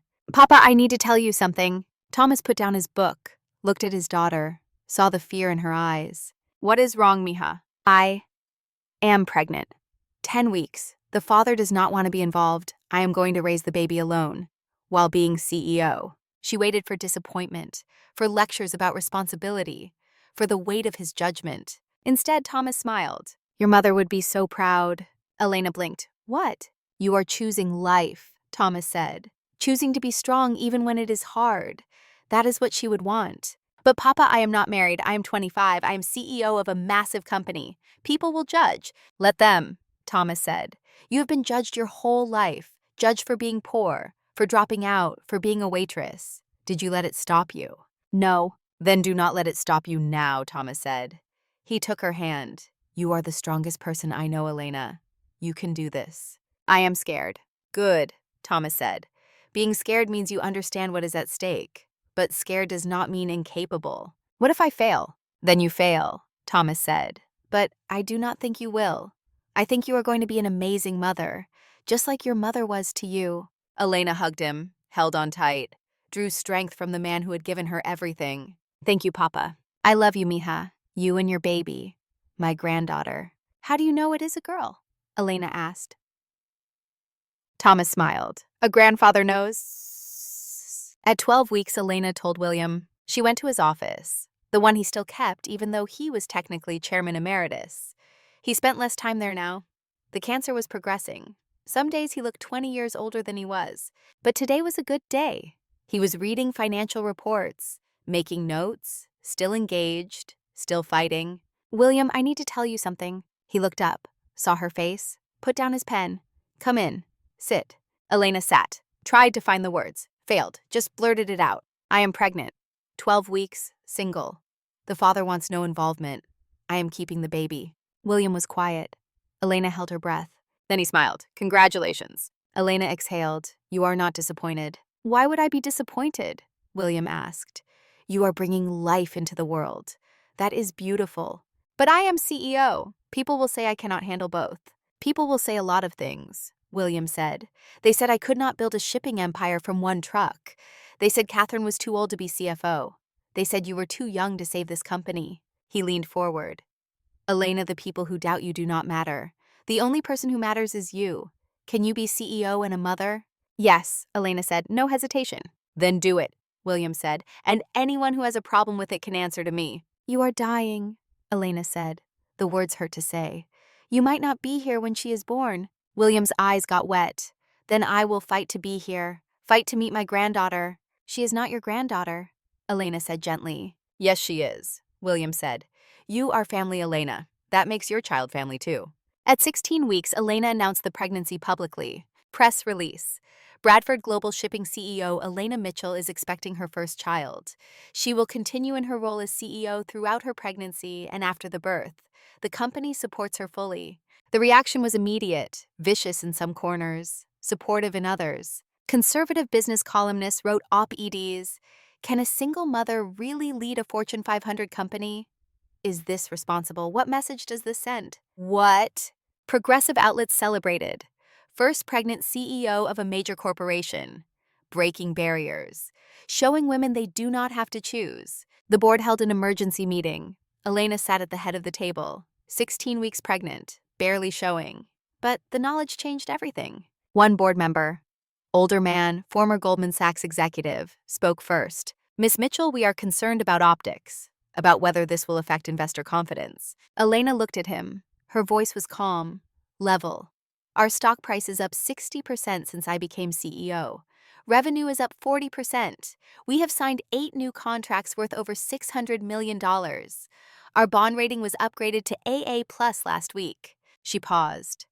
Are investors concerned about my pregnancy or about returns? The Goldman executive had no answer. Catherine spoke. The only people concerned are those who think pregnant women cannot think clearly. I have news for you. We can. We have been doing it for millennia. The board voted, 7-1 to support Elena publicly. The Goldman executive was the lone dissent. Elena took maternity leave off the table. I will work until delivery. I will be back within 6 weeks. We will hire a nanny. My father will help. This will not impact the company. But it did impact her. The exhaustion was crushing. First trimester, she had been sick. Second trimester brought energy, but also growing discomfort. Her back ached. Her feet swelled. She could not stand for long periods. Board meetings became endurance tests. She would sit and feel the baby kick during earnings presentations, would excuse herself to vomit before conference calls with investors. Maya noticed, started bringing food to Elena's office, healthy meals, protein, vegetables, things that would not make her sick. You need to eat, Maya would say, for the baby. Elena was grateful. Maya had grown so much, was now chief marketing officer at 20, youngest CMO in company history. Her rebrand of Bradford Global had been wildly successful, modern, bold. The new logo was on every trade publication. And Maya had found someone to mentor, Sophia Reyes. 18, Latina, first generation, brilliant. Her parents were immigrants from El Salvador. Her father worked construction. Her mother cleaned offices. Sophia had applied for the Bradford Fellowship, the scholarship program Elena had created. $10 million annually for employees who had dropped out of college due to hardship. Sophia had been accepted to MIT, full scholarship through Bradford. She was studying mechanical engineering, just started her freshman year. Elena met her one evening. Sophia had come to deliver a report for Maya, knocked on Elena's door. Miss Mitchell, I am sorry to interrupt. Come in, Elena said. She was 24 weeks pregnant now, obviously showing. Sophia entered, shy, nervous. You are Elena Mitchell. I am, Elena said. And you are Sophia Reyes. Maya talks about you constantly. Sophia blushed. I just wanted to say thank you. The scholarship, it changed my life. You earned it, Elena said. I have a question, Sophia said, if that is okay. Of course. How do you do it? Sophia asked. CEO, pregnant, everyone watching. How do you not let it crush you? Elena thought about that, about the 4 a.m. boardroom, about the 80-floor run, about choosing to keep a baby when the world said she should not. I remember where I came from, Elena said. I remember being invisible, being dismissed, being told I did not belong, and I decided that no one would ever make me small again. She looked at Sophia. You are going to face that too. People will doubt you because you are young, because you are Latina, because you are the daughter of immigrants. But their doubt does not define you. Your work does. Sophia nodded, absorbed the words, thank you. Find someone to mentor, Elena said. When you are at MIT, find another girl who feels invisible. Help her. I will, Sophia promised. At 28 weeks, William got sick. The cancer had spread. Pancreas to liver, liver to lungs. He was in the hospital. Mount Sinai, private room, the best care money could buy. But it was not enough. Elena visited every day. sat beside his bed, held his hand, the hand that had given her a chance, that had trusted her, that had changed her life. William was frail now, skin like paper, eyes sunken, but his mind was sharp. "How is the baby?" he would ask. "Kicking constantly," Elena would say. "I think she is going to be a fighter." "Like her mother," William said. "Like you," Elena countered. They would talk about the company, about the Long Beach expansion, about the new automated systems, about revenue projections. But mostly they talked about legacy. "I built this company over 50 years," William said one afternoon. "Started with nothing, one truck, a loan I could barely afford. I thought that was my legacy." "It is," Elena said. "No," William said. "You are my legacy, what you become, what you build, the people you help. That is what lasts." He squeezed her hand. "The ring I gave you. When you die, pass it to someone worthy. Keep the chain going." "I promise," Elena said. William smiled, closed his eyes, slept. Catherine visited too, sat with William, held his other hand. "We built something good," William said to her. "We did," Catherine agreed. "And Elena is going to make it better." Vanessa visited one afternoon. Elena was there. They sat together outside William's room. "Let him rest." "How are you holding up?" Vanessa asked. "Exhausted," Elena admitted. "Terrified, but managing." "You are doing more than managing," Vanessa said. "You are thriving." They were quiet for a moment. Then Vanessa said something that surprised Elena. "I have started seeing someone." Elena looked at her. "That is wonderful. Tell me about him." Vanessa smiled. Her name is Anna. She is an architect. We met at a gallery opening 3 weeks ago." Elena felt warmth spread through her chest. "I am happy for you, Vanessa. You deserve to be happy. I never thought I would be," Vanessa admitted. "After Derek, after the divorce, I thought I was broken." "You were never broken," Elena said. "You were just married to the wrong person." "Anna is different," Vanessa said. Her voice was soft, gentle. "She does not care about money or status. She cares about building beautiful things, about integrity. She sounds perfect for you." "It is early," Vanessa said. "We are taking it slow. But Elena, it feels right. For the first time in my life, something feels completely right." Elena squeezed her hand. "Then take your time. Enjoy it. You have earned happiness." At 30 weeks, the board held a succession planning meeting. William was too sick to attend, but he had sent instructions, recorded video message. His face appeared on the screen, gaunt, tired, but determined. "I am dying. We all know it. I have maybe 6 weeks left, maybe less. I want to make one thing very clear before I go. Elena Mitchell is my choice as CEO. She has my full confidence, my full support. If anyone on this board doubts her, resign now, because I will not have her leadership questioned when I am gone." The video ended. The room was silent. Then every board member stood, applauded. Catherine wiped tears from her eyes. At 32 weeks, Elena's water broke. She was in a board meeting, presenting the Q3 earnings forecast. Felt the sudden warmth, looked down, saw the wetness spreading on her chair. "Oh," she said. Catherine saw it first. "Hospital, now. The baby is early," Elena said. Her heart was racing. 8 weeks early. Too early. Maya called 911. Vanessa grabbed Elena's coat. Frank appeared from nowhere with a wheelchair. The ambulance took her to Mount Sinai, same hospital where William lay dying 3 floors above the labor and delivery ward. The doctors tried to stop the labor, gave her medication, monitored the baby's heart rate, but the contractions kept coming. "We need to deliver," the obstetrician said. "The baby is in distress." Elena was alone. Her father could not travel. The board was scattered. Mark had made his choice months ago. But then the labor room door opened. Catherine entered. Then Vanessa. Then Maya. Then Sophia, who had been in the building delivering a report. "We are your family," Catherine said. "We are here." Elena held Catherine's hand, squeezed through contractions, pushed when they told her to push, screamed when the pain became unbearable. And at 11:42 p.m., Emma Rose Mitchell was born. 3 pounds 4 ounces, tiny, fragile. Rushed immediately to the NICU because her lungs were not fully developed. Elena saw her for only seconds, a flash of dark hair, small fists, the sound of a weak cry. Then she was gone. Elena lay in the delivery bed, exhausted, terrified, empty. Catherine stayed, sat beside the bed, held her hand. "She is going to be okay," Catherine said. "You do not know that." Elena whispered. Yes, I do, Catherine said, because she is your daughter, and you do not raise quitters. 3 floors above William Bradford woke from a morphine-induced sleep. Asked the nurse what time it was. 11:50 p.m. My granddaughter, William said. She was born. The nurse looked confused. Sir, you do not have a granddaughter. Yes, I do, William said. He smiled, closed his eyes. Tell Elena congratulations. 8 hours later, a doctor came to Elena's room. Your daughter is stable. She is breathing on her own. You can see her. They wheeled Elena to the NICU. Tiny room, incubators, machines.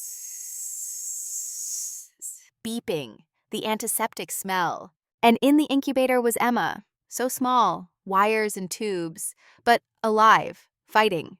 Elena put her hand through the opening, touched Emma's tiny hand, the fingers wrapped around hers. You are a fighter, Elena whispered.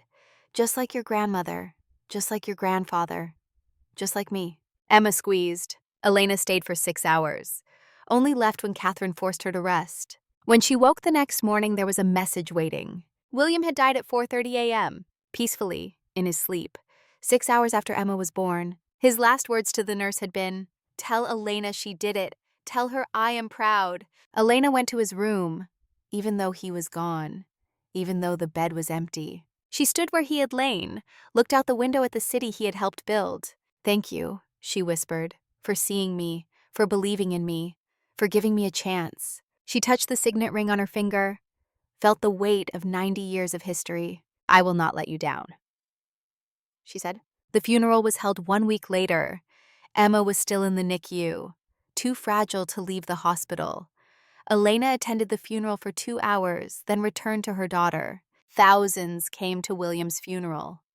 Business leaders, politicians, employees who had worked for Bradford Global for decades, people whose lives he had touched.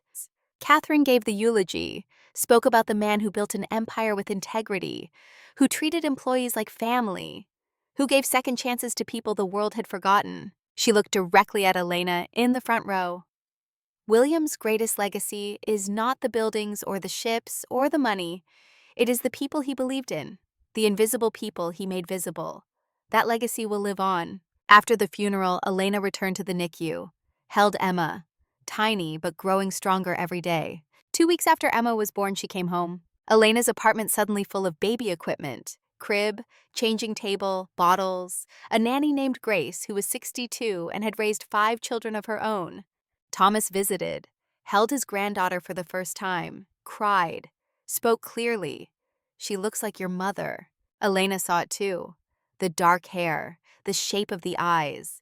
Emma looked like the woman Elena barely remembered. The woman who had died too young. The woman who had made Elena promise to never be small. I kept my promise, Mama, Elena whispered to her daughter.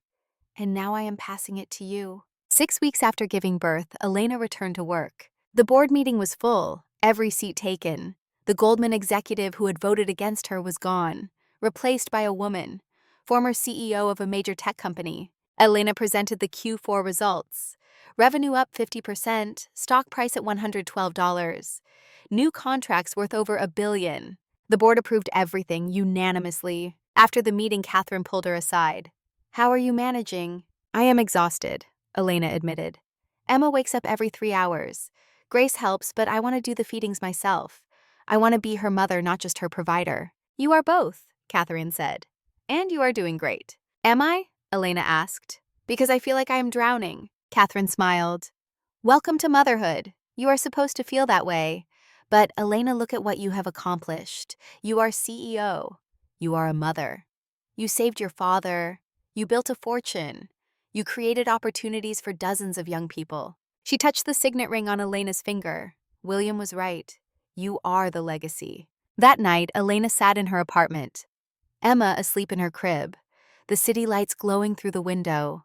She thought about the journey, about the 4 a.m. meeting that changed everything, about the 80 floors, about the women who had helped her, about William who had believed in her, about her father who had sacrificed for her, about her mother who had made her promise. She thought about Derek rotting in federal prison, about Victor Crane bankrupt and disgraced, about Mark who had walked away but had given her the greatest gift. And she thought about Emma, 3 months old, sleeping peacefully, unaware of the empire her mother had saved, unaware of the legacy she would inherit. Elena picked up her phone, opened her email, began typing. To all Bradford Global employees. I want to share something with you. 3 years ago, I was a waitress. I walked 3 miles to this building every night. I was invisible, dismissed, forgotten. But people in this company saw me, believed in me, gave me a chance. William Bradford, Catherine Wallace, Frank Rodriguez, Vanessa Hartwell, Maya Chen, so many others. They changed my life, and now I want to change yours. I am announcing the expansion of the Bradford Fellowship from 10 million annually to 50 million. We are going to fund 1,000 scholarships over the next 10 years for employees, for their children, for invisible people everywhere who deserve to be seen. Because that is William's legacy. That is our mission. To notice the unnoticed, to believe in the dismissed, to give chances to the forgotten. Thank you for being part of this journey. Elena Mitchell, CEO. She hit send. Within minutes, responses flooded in. Hundreds, then thousands. Thank you. You changed my life. My daughter can go to college now. I was going to quit, but now I have hope.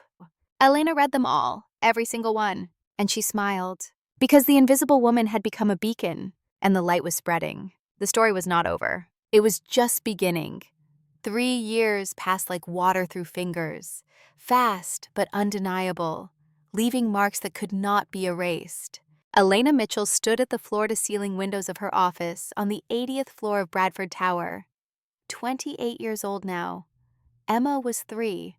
The company was thriving. The world had changed. But some mornings, Elena still woke up expecting to be back in that 400-square-foot studio in Queens. Still felt phantom pain in her shoulder from the fall down the stairwell. Still heard Derek's voice calling her nobody. Then she would look at Emma sleeping in her bed, at the ring on her finger, at the view of Manhattan that proved she had made it. And she would remember this was real. She had earned it. The numbers told the story better than words ever could. Bradford Global shipping revenue had grown from $4 billion to $7 billion in 3 years. Stock price had climbed from $34 to $147. The company employed 14,000 people, operated in 42 countries, moved cargo worth billions across oceans and continents. But Elena was most proud of numbers that did not appear on earnings reports. The Bradford Fellowship had funded 1,200 scholarships in 3 years. Children of warehouse workers attending college, single mothers finishing degrees they had abandoned, immigrants learning English and earning certifications. Maya Chen had become the youngest chief marketing officer in Fortune 500 history at 23. Her rebrand of Bradford Global had won industry awards. Her team was 70% women, 50% people of color. She hired based on potential, not pedigree. Sophia Reyes was in her senior year at MIT now, still top of her mechanical engineering program, still coming home during breaks to intern at Bradford's automation division. She had already received offers from Tesla and SpaceX, but Elena knew Sophia would return to Bradford after graduation, would help design the systems that made shipping faster, cleaner, more efficient. Frank Rodriguez had been promoted to vice president of security. His daughter Carmen was a rising star at a major accounting firm. She credited Elena's mentorship with changing her life. Vanessa Hartwell had remarried 2 years ago.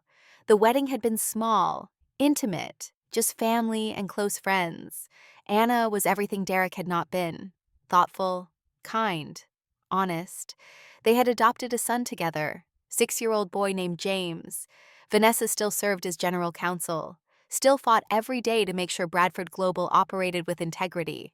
Catherine Wallace was 71 now, still sharp, still fierce, still showing up to board meetings with analysis that made younger executives scramble to keep up.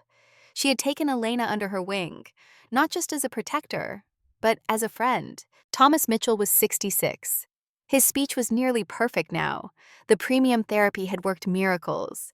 He lived in a beautiful assisted living facility in Westchester. Private room, gardens, activities. Elena visited every Sunday, brought Emma, let her grandfather teach his granddaughter numbers and letters and the value of hard work. And Derek Bradford was in year 3 of a 15-year sentence at FCI Otisville. His appeals had been denied. His ex-wife had moved on. His son barely remembered him. The empire he had tried to steal was thriving without him. Mark had never reached out, had never asked about Emma, had signed termination of parental rights without contest 6 months after her birth. Elena had received the legal documents via courier. Clean. Final. He had moved to Seattle, married someone else, started a family that fit his comfort zone. Elena had made peace with it, had made peace with raising her daughter alone. Emma did not ask about her father yet, but when she did, Elena would tell her the truth. That sometimes the people who walk away do you a favor. That being raised by one strong parent was better than 2 weak ones.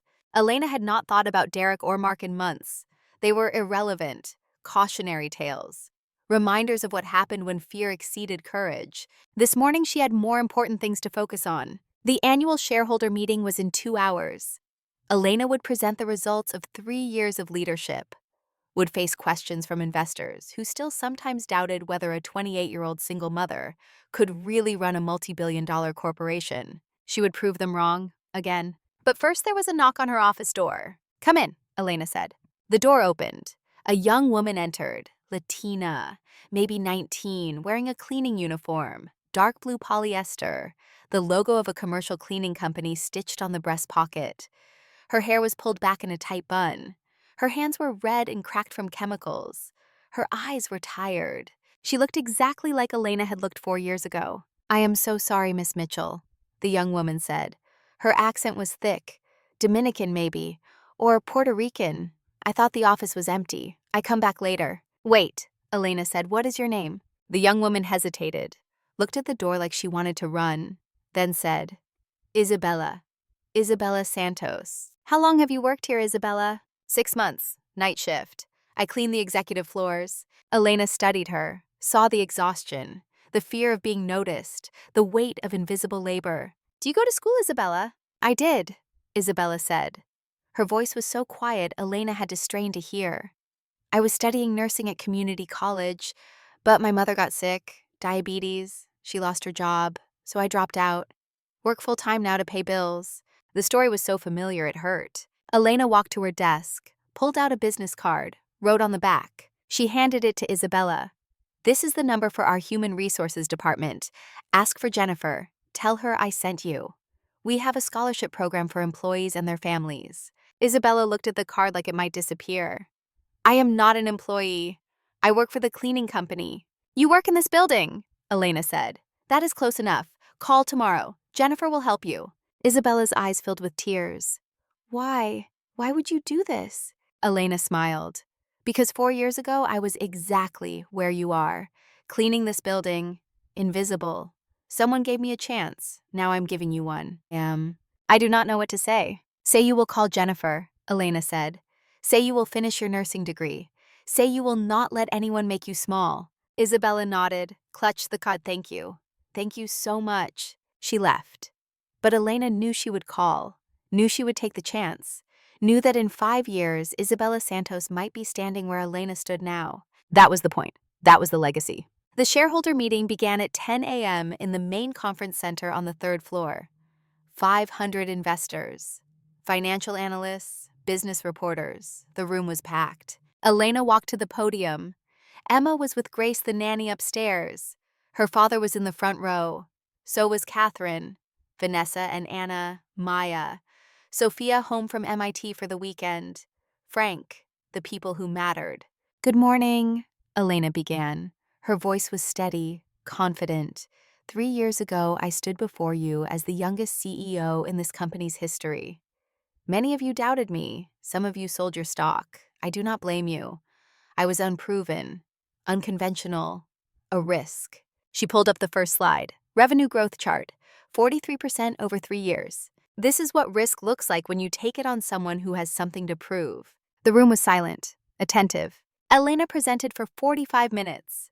Revenue, profit margins, market share, sustainability initiatives, new contracts, expansion plans. Every metric was up, every projection exceeded, every goal surpassed. When she finished, the applause was genuine. Even the skeptics clapped. Question and answer session followed.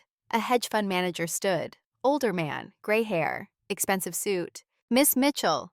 Your success is undeniable. But I have to ask, how long can you maintain this pace? You are a single mother with a young child. You are 28 years old. Do you have the stamina for another 20 years of this? The room went quiet, waiting. Elena looked at him, did not flinch, did not apologize. I have already done things most people said were impossible, Elena said. I ran 80 floors in bare feet. I drafted a $100 million restructuring with a dislocated shoulder. I gave birth 8 weeks early and was back at work in 6 weeks. I think I can handle the next 20 years. She paused. But let me ask you this. How many male CEOs get asked if they have the stamina to be both fathers and leaders? How many of them are questioned because they have families? The hedge fund manager had no answer. Another investor stood. Woman this time, mid-50s, CEO of a venture capital firm. Miss Mitchell, I want to thank you. My daughter is in business school. She wants to be a CEO. Until you, I had no examples to show her of a woman who could do it all, who could be a mother and a leader and not apologize for either. You have changed what is possible.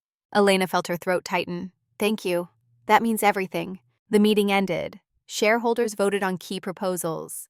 Everything passed with over 90% approval. Catherine found Elena afterward. You handled that beautifully. The stamina question made me angry, Elena admitted. Good, Catherine said. Anger keeps you sharp. Just channel it into proving them wrong. I have been proving them wrong for 4 years. When does it stop? Never, Catherine said. Not for women like us. But Elena, that is the price of leadership. We have to be twice as good to be seen as half as equal. You know this. I do, Elena said. I just wish it was different. Then make it different for the next generation, Catherine said. Hire more women, promote more women, make Bradford Global the place where women do not have to prove themselves twice. I am trying, Elena said. I know you are, Catherine said. And it is working. That afternoon, Elena visited her father. The assisted living facility in Westchester was beautiful, modern, clean, gardens and walking paths, art therapy and music programs. Thomas thrived here. Elena found him in the common area, playing chess with another resident. His movements were slower than they used to be, but his mind was sharp. Mia, he said when he saw her. And where is my beautiful granddaughter?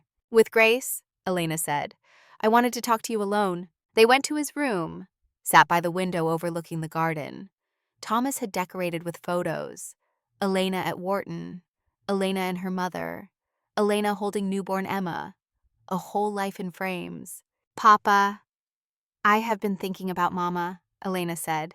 Thomas smiled. I think about her every day. I barely remember her, Elena admitted. I was so young when she died, 9 years old. But I remember her last words. Do not let anyone make you small. Best advice she ever gave you, Thomas said. I kept the promise, Elena said. But Papa, sometimes I wonder if I am doing enough, if I am honoring her memory the right way. Thomas took her hand. Elena, you saved a company. You created opportunities for thousands of people. You are raising a beautiful daughter. You take care of your old father. You have done more than enough. But there are still so many people struggling, Elena said. Still so many invisible people. You cannot save everyone, Mija, Thomas said gently. But you can save the ones you can reach. That is what your mother would want. That is what I want. How do I know when I have done enough? Elena asked. You will never feel like you have done enough, Thomas said. That is the burden of people who care. But Elena, look at what you have built. Look at the lives you have changed. Your mother would be so proud. I am so proud. Elena hugged him, held on longer than usual. Her father was getting older, 66, healthy, but not immortal. She was aware every day that time was limited, that moments like this were precious. I love you, Papa. I love you too, Mija. You and Emma. You are my whole world. That evening, Elena returned to her apartment. The 2-bedroom on the Upper West Side that was modest by CEO standards, but palace compared to the Queen's studio. Emma was awake, 3 years old, dark hair like her grandmother, bright eyes, curious about everything. Mama, Emma said, running to her. I missed you. Elena picked her up, held her close. I missed you too, baby. Grace had dinner ready, simple, healthy. They ate together. Elena asked Emma about her day. Emma told stories about the park and the ducks and her friend Marcus from daycare. After dinner, Elena gave Emma a bath, read her stories, tucked her into bed. Mama, Emma said as Elena was about to turn off the light. Who is the lady in the picture? She pointed to the framed photo on the dresser. Elena's mother, holding baby Elena, both smiling. Elena sat on the edge of the bed. That is your grandmother, my mama. Her name was Maria. Where is she? She died when I was very young, before you were born. Why did she die? She was sick, baby. Cancer. Emma processed this, her 3-year-old brain working through concepts of death and loss. Was she nice? Very nice, Elena said.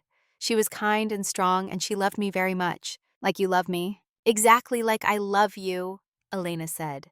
She made me promise something before she died. She made me promise to never let anyone make me small, to always stand up for myself. What does that mean? Elena thought about how to explain it. It means even when people say you cannot do something, even when they do not believe in you, you believe in yourself. Emma nodded seriously. Okay, Mama, I will believe in myself. Good, Elena said. She kissed her daughter's forehead. Now sleep. Tomorrow is a big day. Why? Because every day is a big day when you are 3, Elena said. Emma giggled, closed her eyes. Within minutes, she was asleep. Elena stood in the doorway watching her daughter breathe, thinking about the chain. Her mother to her to Emma. The promise passed down, the legacy continued. She would make sure Emma never felt invisible, never felt small, would give her every advantage Elena never had.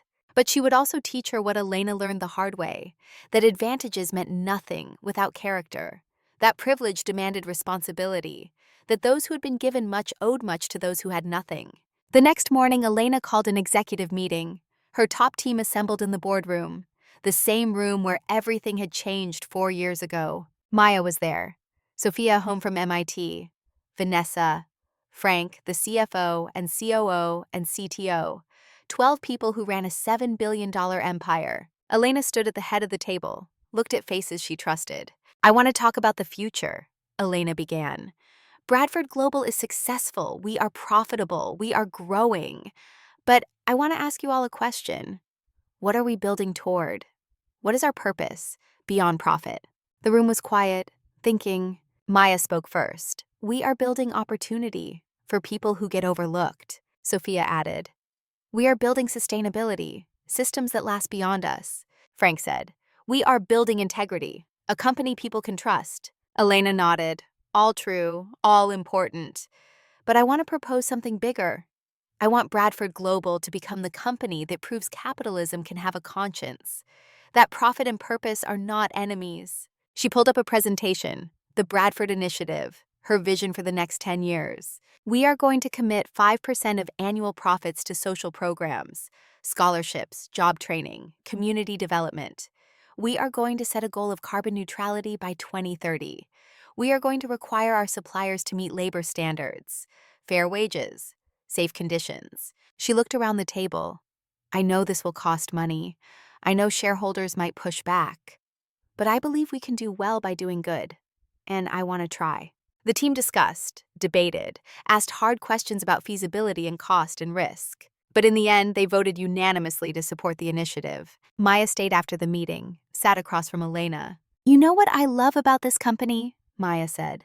3 years ago, I was a waitress making $13 an hour. Today, I am CMO making $400,000. That does not happen anywhere else. It should happen everywhere, Elena said. That is the point. Keep pushing, Maya said. Keep changing things. The world needs more CEOs like you. The world needs more people like us, Elena corrected.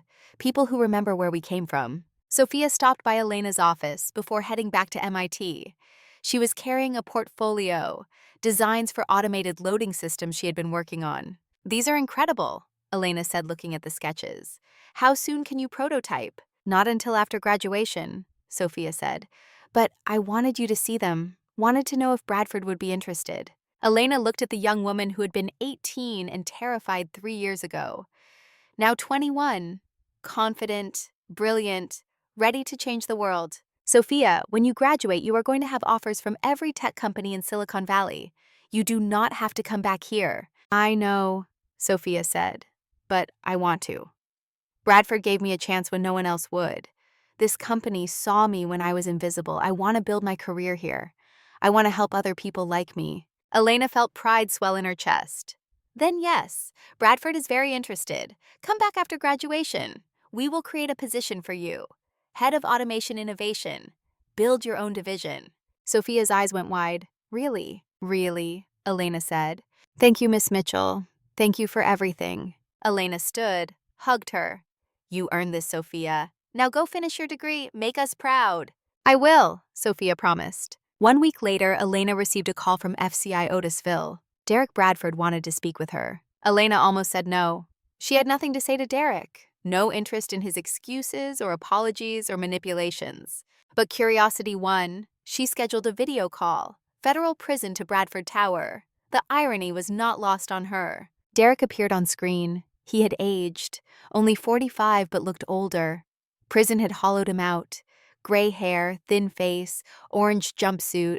Elena, he said, thank you for taking this call. What do you want, Derek? Derek was quiet for a moment, then said, I read about the shareholder meeting, about the Bradford initiative, about everything you have done. Elena waited, said nothing. I was wrong about you, Derek continued. When I called you nobody, when I dismissed you, I was wrong. Yes, you were, Elena said. Her voice was flat, factual. I have had a lot of time to think, Derek said, about what I did, about who I was. I destroyed my uncle's trust, my mother's love, my wife, my son, all for money I will never get to spend. Elena could have felt satisfaction, could have rubbed it in. But looking at Derek now, she felt only pity. He had lost everything that mattered chasing things that did not. Why are you telling me this? Elena asked. Because I want you to know. You won. Completely, and you deserve to. Elena considered that, then said, I did not win, Derek. I just did not lose. There is a difference. I have 12 more years in here, Derek said. My son will be 15 when I get out. He will not know me. Good, Elena said. The harshness surprised even her, but she continued. You made choices, Derek. You chose greed over integrity. You chose yourself over everyone else. Now you live with the consequences. I know, Derek said. I am not asking for sympathy. Then what are you asking for? Nothing, Derek said. I just wanted you to hear me say it. You were right. I was wrong. The invisible woman was the most powerful person in the room. I just could not see it. Elena ended the call without saying goodbye. She sat alone in her office afterward, thinking about the boy Derek must have been before ambition corrupted him, about the waste of potential, about how easily good people could become monsters when they stopped caring about anyone but themselves. She would not let that happen to Emma, would not let privilege make her cruel, would teach her that power was a responsibility, not a right. 2 months later, Elena stood before the New York Stock Exchange. Bradford Global was going public with a secondary offering, raising capital for expansion. Elena had been invited to ring the opening bell. She stood on the platform, Emma beside her holding her hand, Catherine and Vanessa and Anna and Maya and Sophia behind her, Thomas in a wheelchair watching with tears in his eyes. The NYSE official gave the signal. Elena reached for the button, but before she pressed it, she looked at Emma. You want to help, Mama? Emma nodded eagerly. Together they pressed the button. The bell rang, loud and clear, echoing through the massive hall. The traders applauded. Cameras flashed. Bradford Global stock opened at $152. A reporter approached afterward. Miss Mitchell, how does it feel to be here, to have come so far? Elena picked up Emma, held her daughter close. It feels like keeping a promise.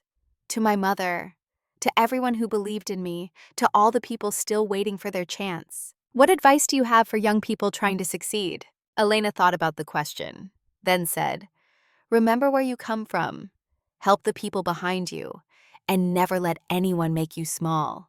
The interview aired that night, went viral, millions of views, comments from people around the world saying they felt seen, felt hopeful, felt like maybe they could make it too. One comment stayed with Elena, from a user named Thomas M. That is my daughter. I am the proudest father in the world. 6 months later, on a quiet Sunday afternoon, Elena gathered her team at the office. Not for a meeting, for something else. She had invited Catherine and Vanessa and Anna and Maya and Sophia and Frank. Also Isabella Santos, who was now enrolled full-time at nursing school on a Bradford scholarship. Also Jennifer from HR, who had processed over 1,000 scholarship applications. Also Grace the nanny, who had helped raise Emma. They assembled in this boardroom, confused, curious. Elena stood at the head of the table, looked at the people who had changed her life. 4 years ago in this room, I was a waitress, Elena began. I was invisible, dismissed. Nobody thought I belonged here. But people in this room saw me anyway, believed in me, gave me a chance. She looked at Catherine. You mentored me, taught me everything about corporate finance and about being a woman in a man's world. Catherine smiled. You were an excellent student. Elena looked at Vanessa. You chose integrity over marriage. You stood up when it would have been easier to stay silent. Vanessa nodded. I chose what was right. Elena looked at Maya. You followed me into the dark, risked your job, carried me when I could not carry myself. Maya wiped tears. I would do it again. Elena looked at Sophia. You represent the next generation, the proof that this legacy continues. Sophia smiled. I will make you proud. Elena looked at Frank. You chose to believe in two young women instead of following orders. You risked everything for strangers. Frank said gruffly, you were not strangers. You were people who needed help. Elena looked at Isabella. And you are just beginning, but you will do great things. I know it. Isabella was crying. I promise I will. Elena took off the signet ring, the ring William Bradford had given her, the ring that was 93 years old, the ring that represented legacy and trust and the passing of responsibility. This ring was given to me by a man who saw potential instead of credentials, Elena said, who believed in character over pedigree. He told me to pass it to someone worthy when my time came. She held up the ring, looked at the faces around the table. I am not dying. I am not leaving Bradford Global. But I want to start a tradition today. Every year on this date, I am going to choose someone in this company who embodies the values William taught me. Someone who was invisible but refused to stay that way. Someone who helps others. Someone who leads with integrity. And I am going to give them this ring for 1 year, to wear, to remember, to be inspired by. She walked to Isabella, held out the ring. Isabella, you are the first recipient. You are exactly where I was 4 years ago. Invisible, working nights, sacrificing your dreams for family. But you said yes when I gave you a chance. You are finishing your degree. You are changing your life. This ring is for you. Isabella stared at the ring, at Elena. She could not speak, could only nod. Elena slipped the ring onto Isabella's finger, too big, just like it had been for Elena at first. You will grow into it, Elena said, just like I did. The room applauded. Isabella was sobbing. Elena addressed the group. Every person in this room was invisible once, but we saw each other. We helped each other. We built something bigger than ourselves. That is the legacy. Not money, not power. Connection, compassion. Lifting others as we climb. Catherine stood, raised a glass of water like a toast to William Bradford, who started this, and to Elena Mitchell, who will make sure it never stops. Everyone raised their glasses, to William, to Elena, to the invisible made visible. That night, Elena sat in Emma's room. Her daughter was asleep, 3.5 years old, growing so fast. Elena pulled out a journal, leather-bound, expensive. She had started writing in it a year ago. Letters to Emma, for when she was older, for when she needed to understand where she came from. Elena wrote, Dear Emma, today I gave away the ring, not permanently, just for a year. But it made me think about what I will give you when you are ready. Not the ring, not money, not the company. Those are tools. What I want to give you is the promise. The promise your great-grandmother made me make. Never let anyone make you small. Stand up for yourself. Stand up for others. Use whatever power you have to help people who have none. You will have advantages I never had. A mother who is CEO. Money, education, opportunity. Do not waste them. Do not become the person who dismisses the invisible people. Become the person who sees them, who helps them, who gives them chances. That is the legacy. That is what matters. I love you more than you will ever know. Your mother. She closed the journal, kissed Emma's sleeping forehead, turned off the light, walked to the window, looked out at Manhattan, at the city that had broken her and rebuilt her, at Bradford Tower glowing in the distance, at the empire she had saved and transformed. 4 years ago, she had been nobody. Now she was somebody. But the person she had become was still the same person who had walked 3 miles through Queens in the cold, who had cleaned boardrooms and served coffee, who had noticed the details everyone else missed. Being CEO had not changed her, it had revealed her, and she would spend the rest of her life making sure other invisible people got the same chance. The phone rang, her father. She answered. "Hi, Papa. Mia, I saw the video, the ring ceremony, your speech. I am so proud." "Thank you, Papa." Elena's voice was thick with emotion. "Your mother would be so happy. You kept the promise, and now you are passing it on." "I am trying," Elena said. "You are succeeding," Thomas said. "Never doubt that." They talked for an hour, about Emma, about the company, about memory and legacy and hope. When Elena hung up, she stood at the window a while longer, thinking about the chain, her mother to her to Emma, Emma to whoever came next, an unbroken line of women who refused to be small. Behind her, the city glowed, millions of people, millions of stories, millions of invisible lives waiting to be seen. Elena Mitchell had started with nothing, had been dismissed and overlooked and called nobody, but she had refused to accept it, had fought and climbed and proven everyone wrong. And now she spent every day making sure the next generation did not have to fight as hard. That was the victory, not the money, not the title, not the corner office with the view. The victory was that she had changed what was possible, for herself, for Maya and Sophia and Isabella, for her daughter, for thousands of scholarship recipients, for every woman who had ever been called just a waitress or just a girl or just nobody. She had proven that invisible was not the same as powerless. That character mattered more than credentials. That the people others overlooked could change the world. Elena touched the window. The glass was cold against her palm. On the other side was the city, the world, the future. She smiled, because the invisible woman had become a legend, and the story would never end. Not as long as there were people willing to see, to believe, to give chances to those who needed them most. Elena turned from the window, checked on Emma one last time, then went to her own room. Tomorrow would bring new challenges, new doubts, new people who needed help. But tonight she could rest, knowing she had kept her promise, knowing she had built something good, knowing she had earned the peace that only comes from living with integrity. She fell asleep with the ring ceremony still vivid in her mind, with Isabella's tears of gratitude, with Catherine's pride, with her father's love, and she dreamed of her mother, of Maria who had died too young, who had made a 9-year-old girl promise to be strong. In the dream, her mother smiled and said, "You did it, mija. You kept your word." And Elena whispered back even in sleep, "I will always keep my word, Mama. Always." The city slept, the company slept, the empire slept. But the legacy never slept. It lived on, growing, spreading, touching lives that would touch other lives. An endless chain of possibility. Because one woman had refused to stay invisible, and in refusing had lit a beacon that would shine for generations. This was the story of Elena Mitchell, the waitress who saved a $10 billion empire, the dropout who became CEO, the invisible woman who changed everything.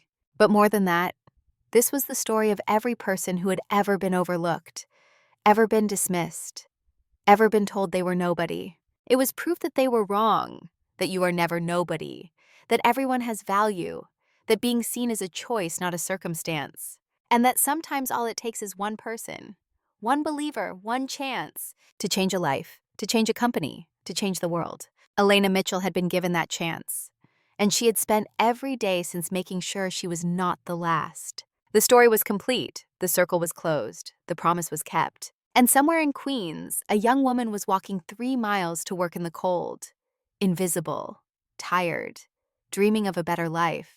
She did not know it yet, but her moment was coming. Someone would see her, believe in her, give her a chance, because that was the legacy, that was the promise, that was the future Elena Mitchell had built. And it would never stop, never fade, never end, not as long as there were people willing to notice the invisible and make them seen.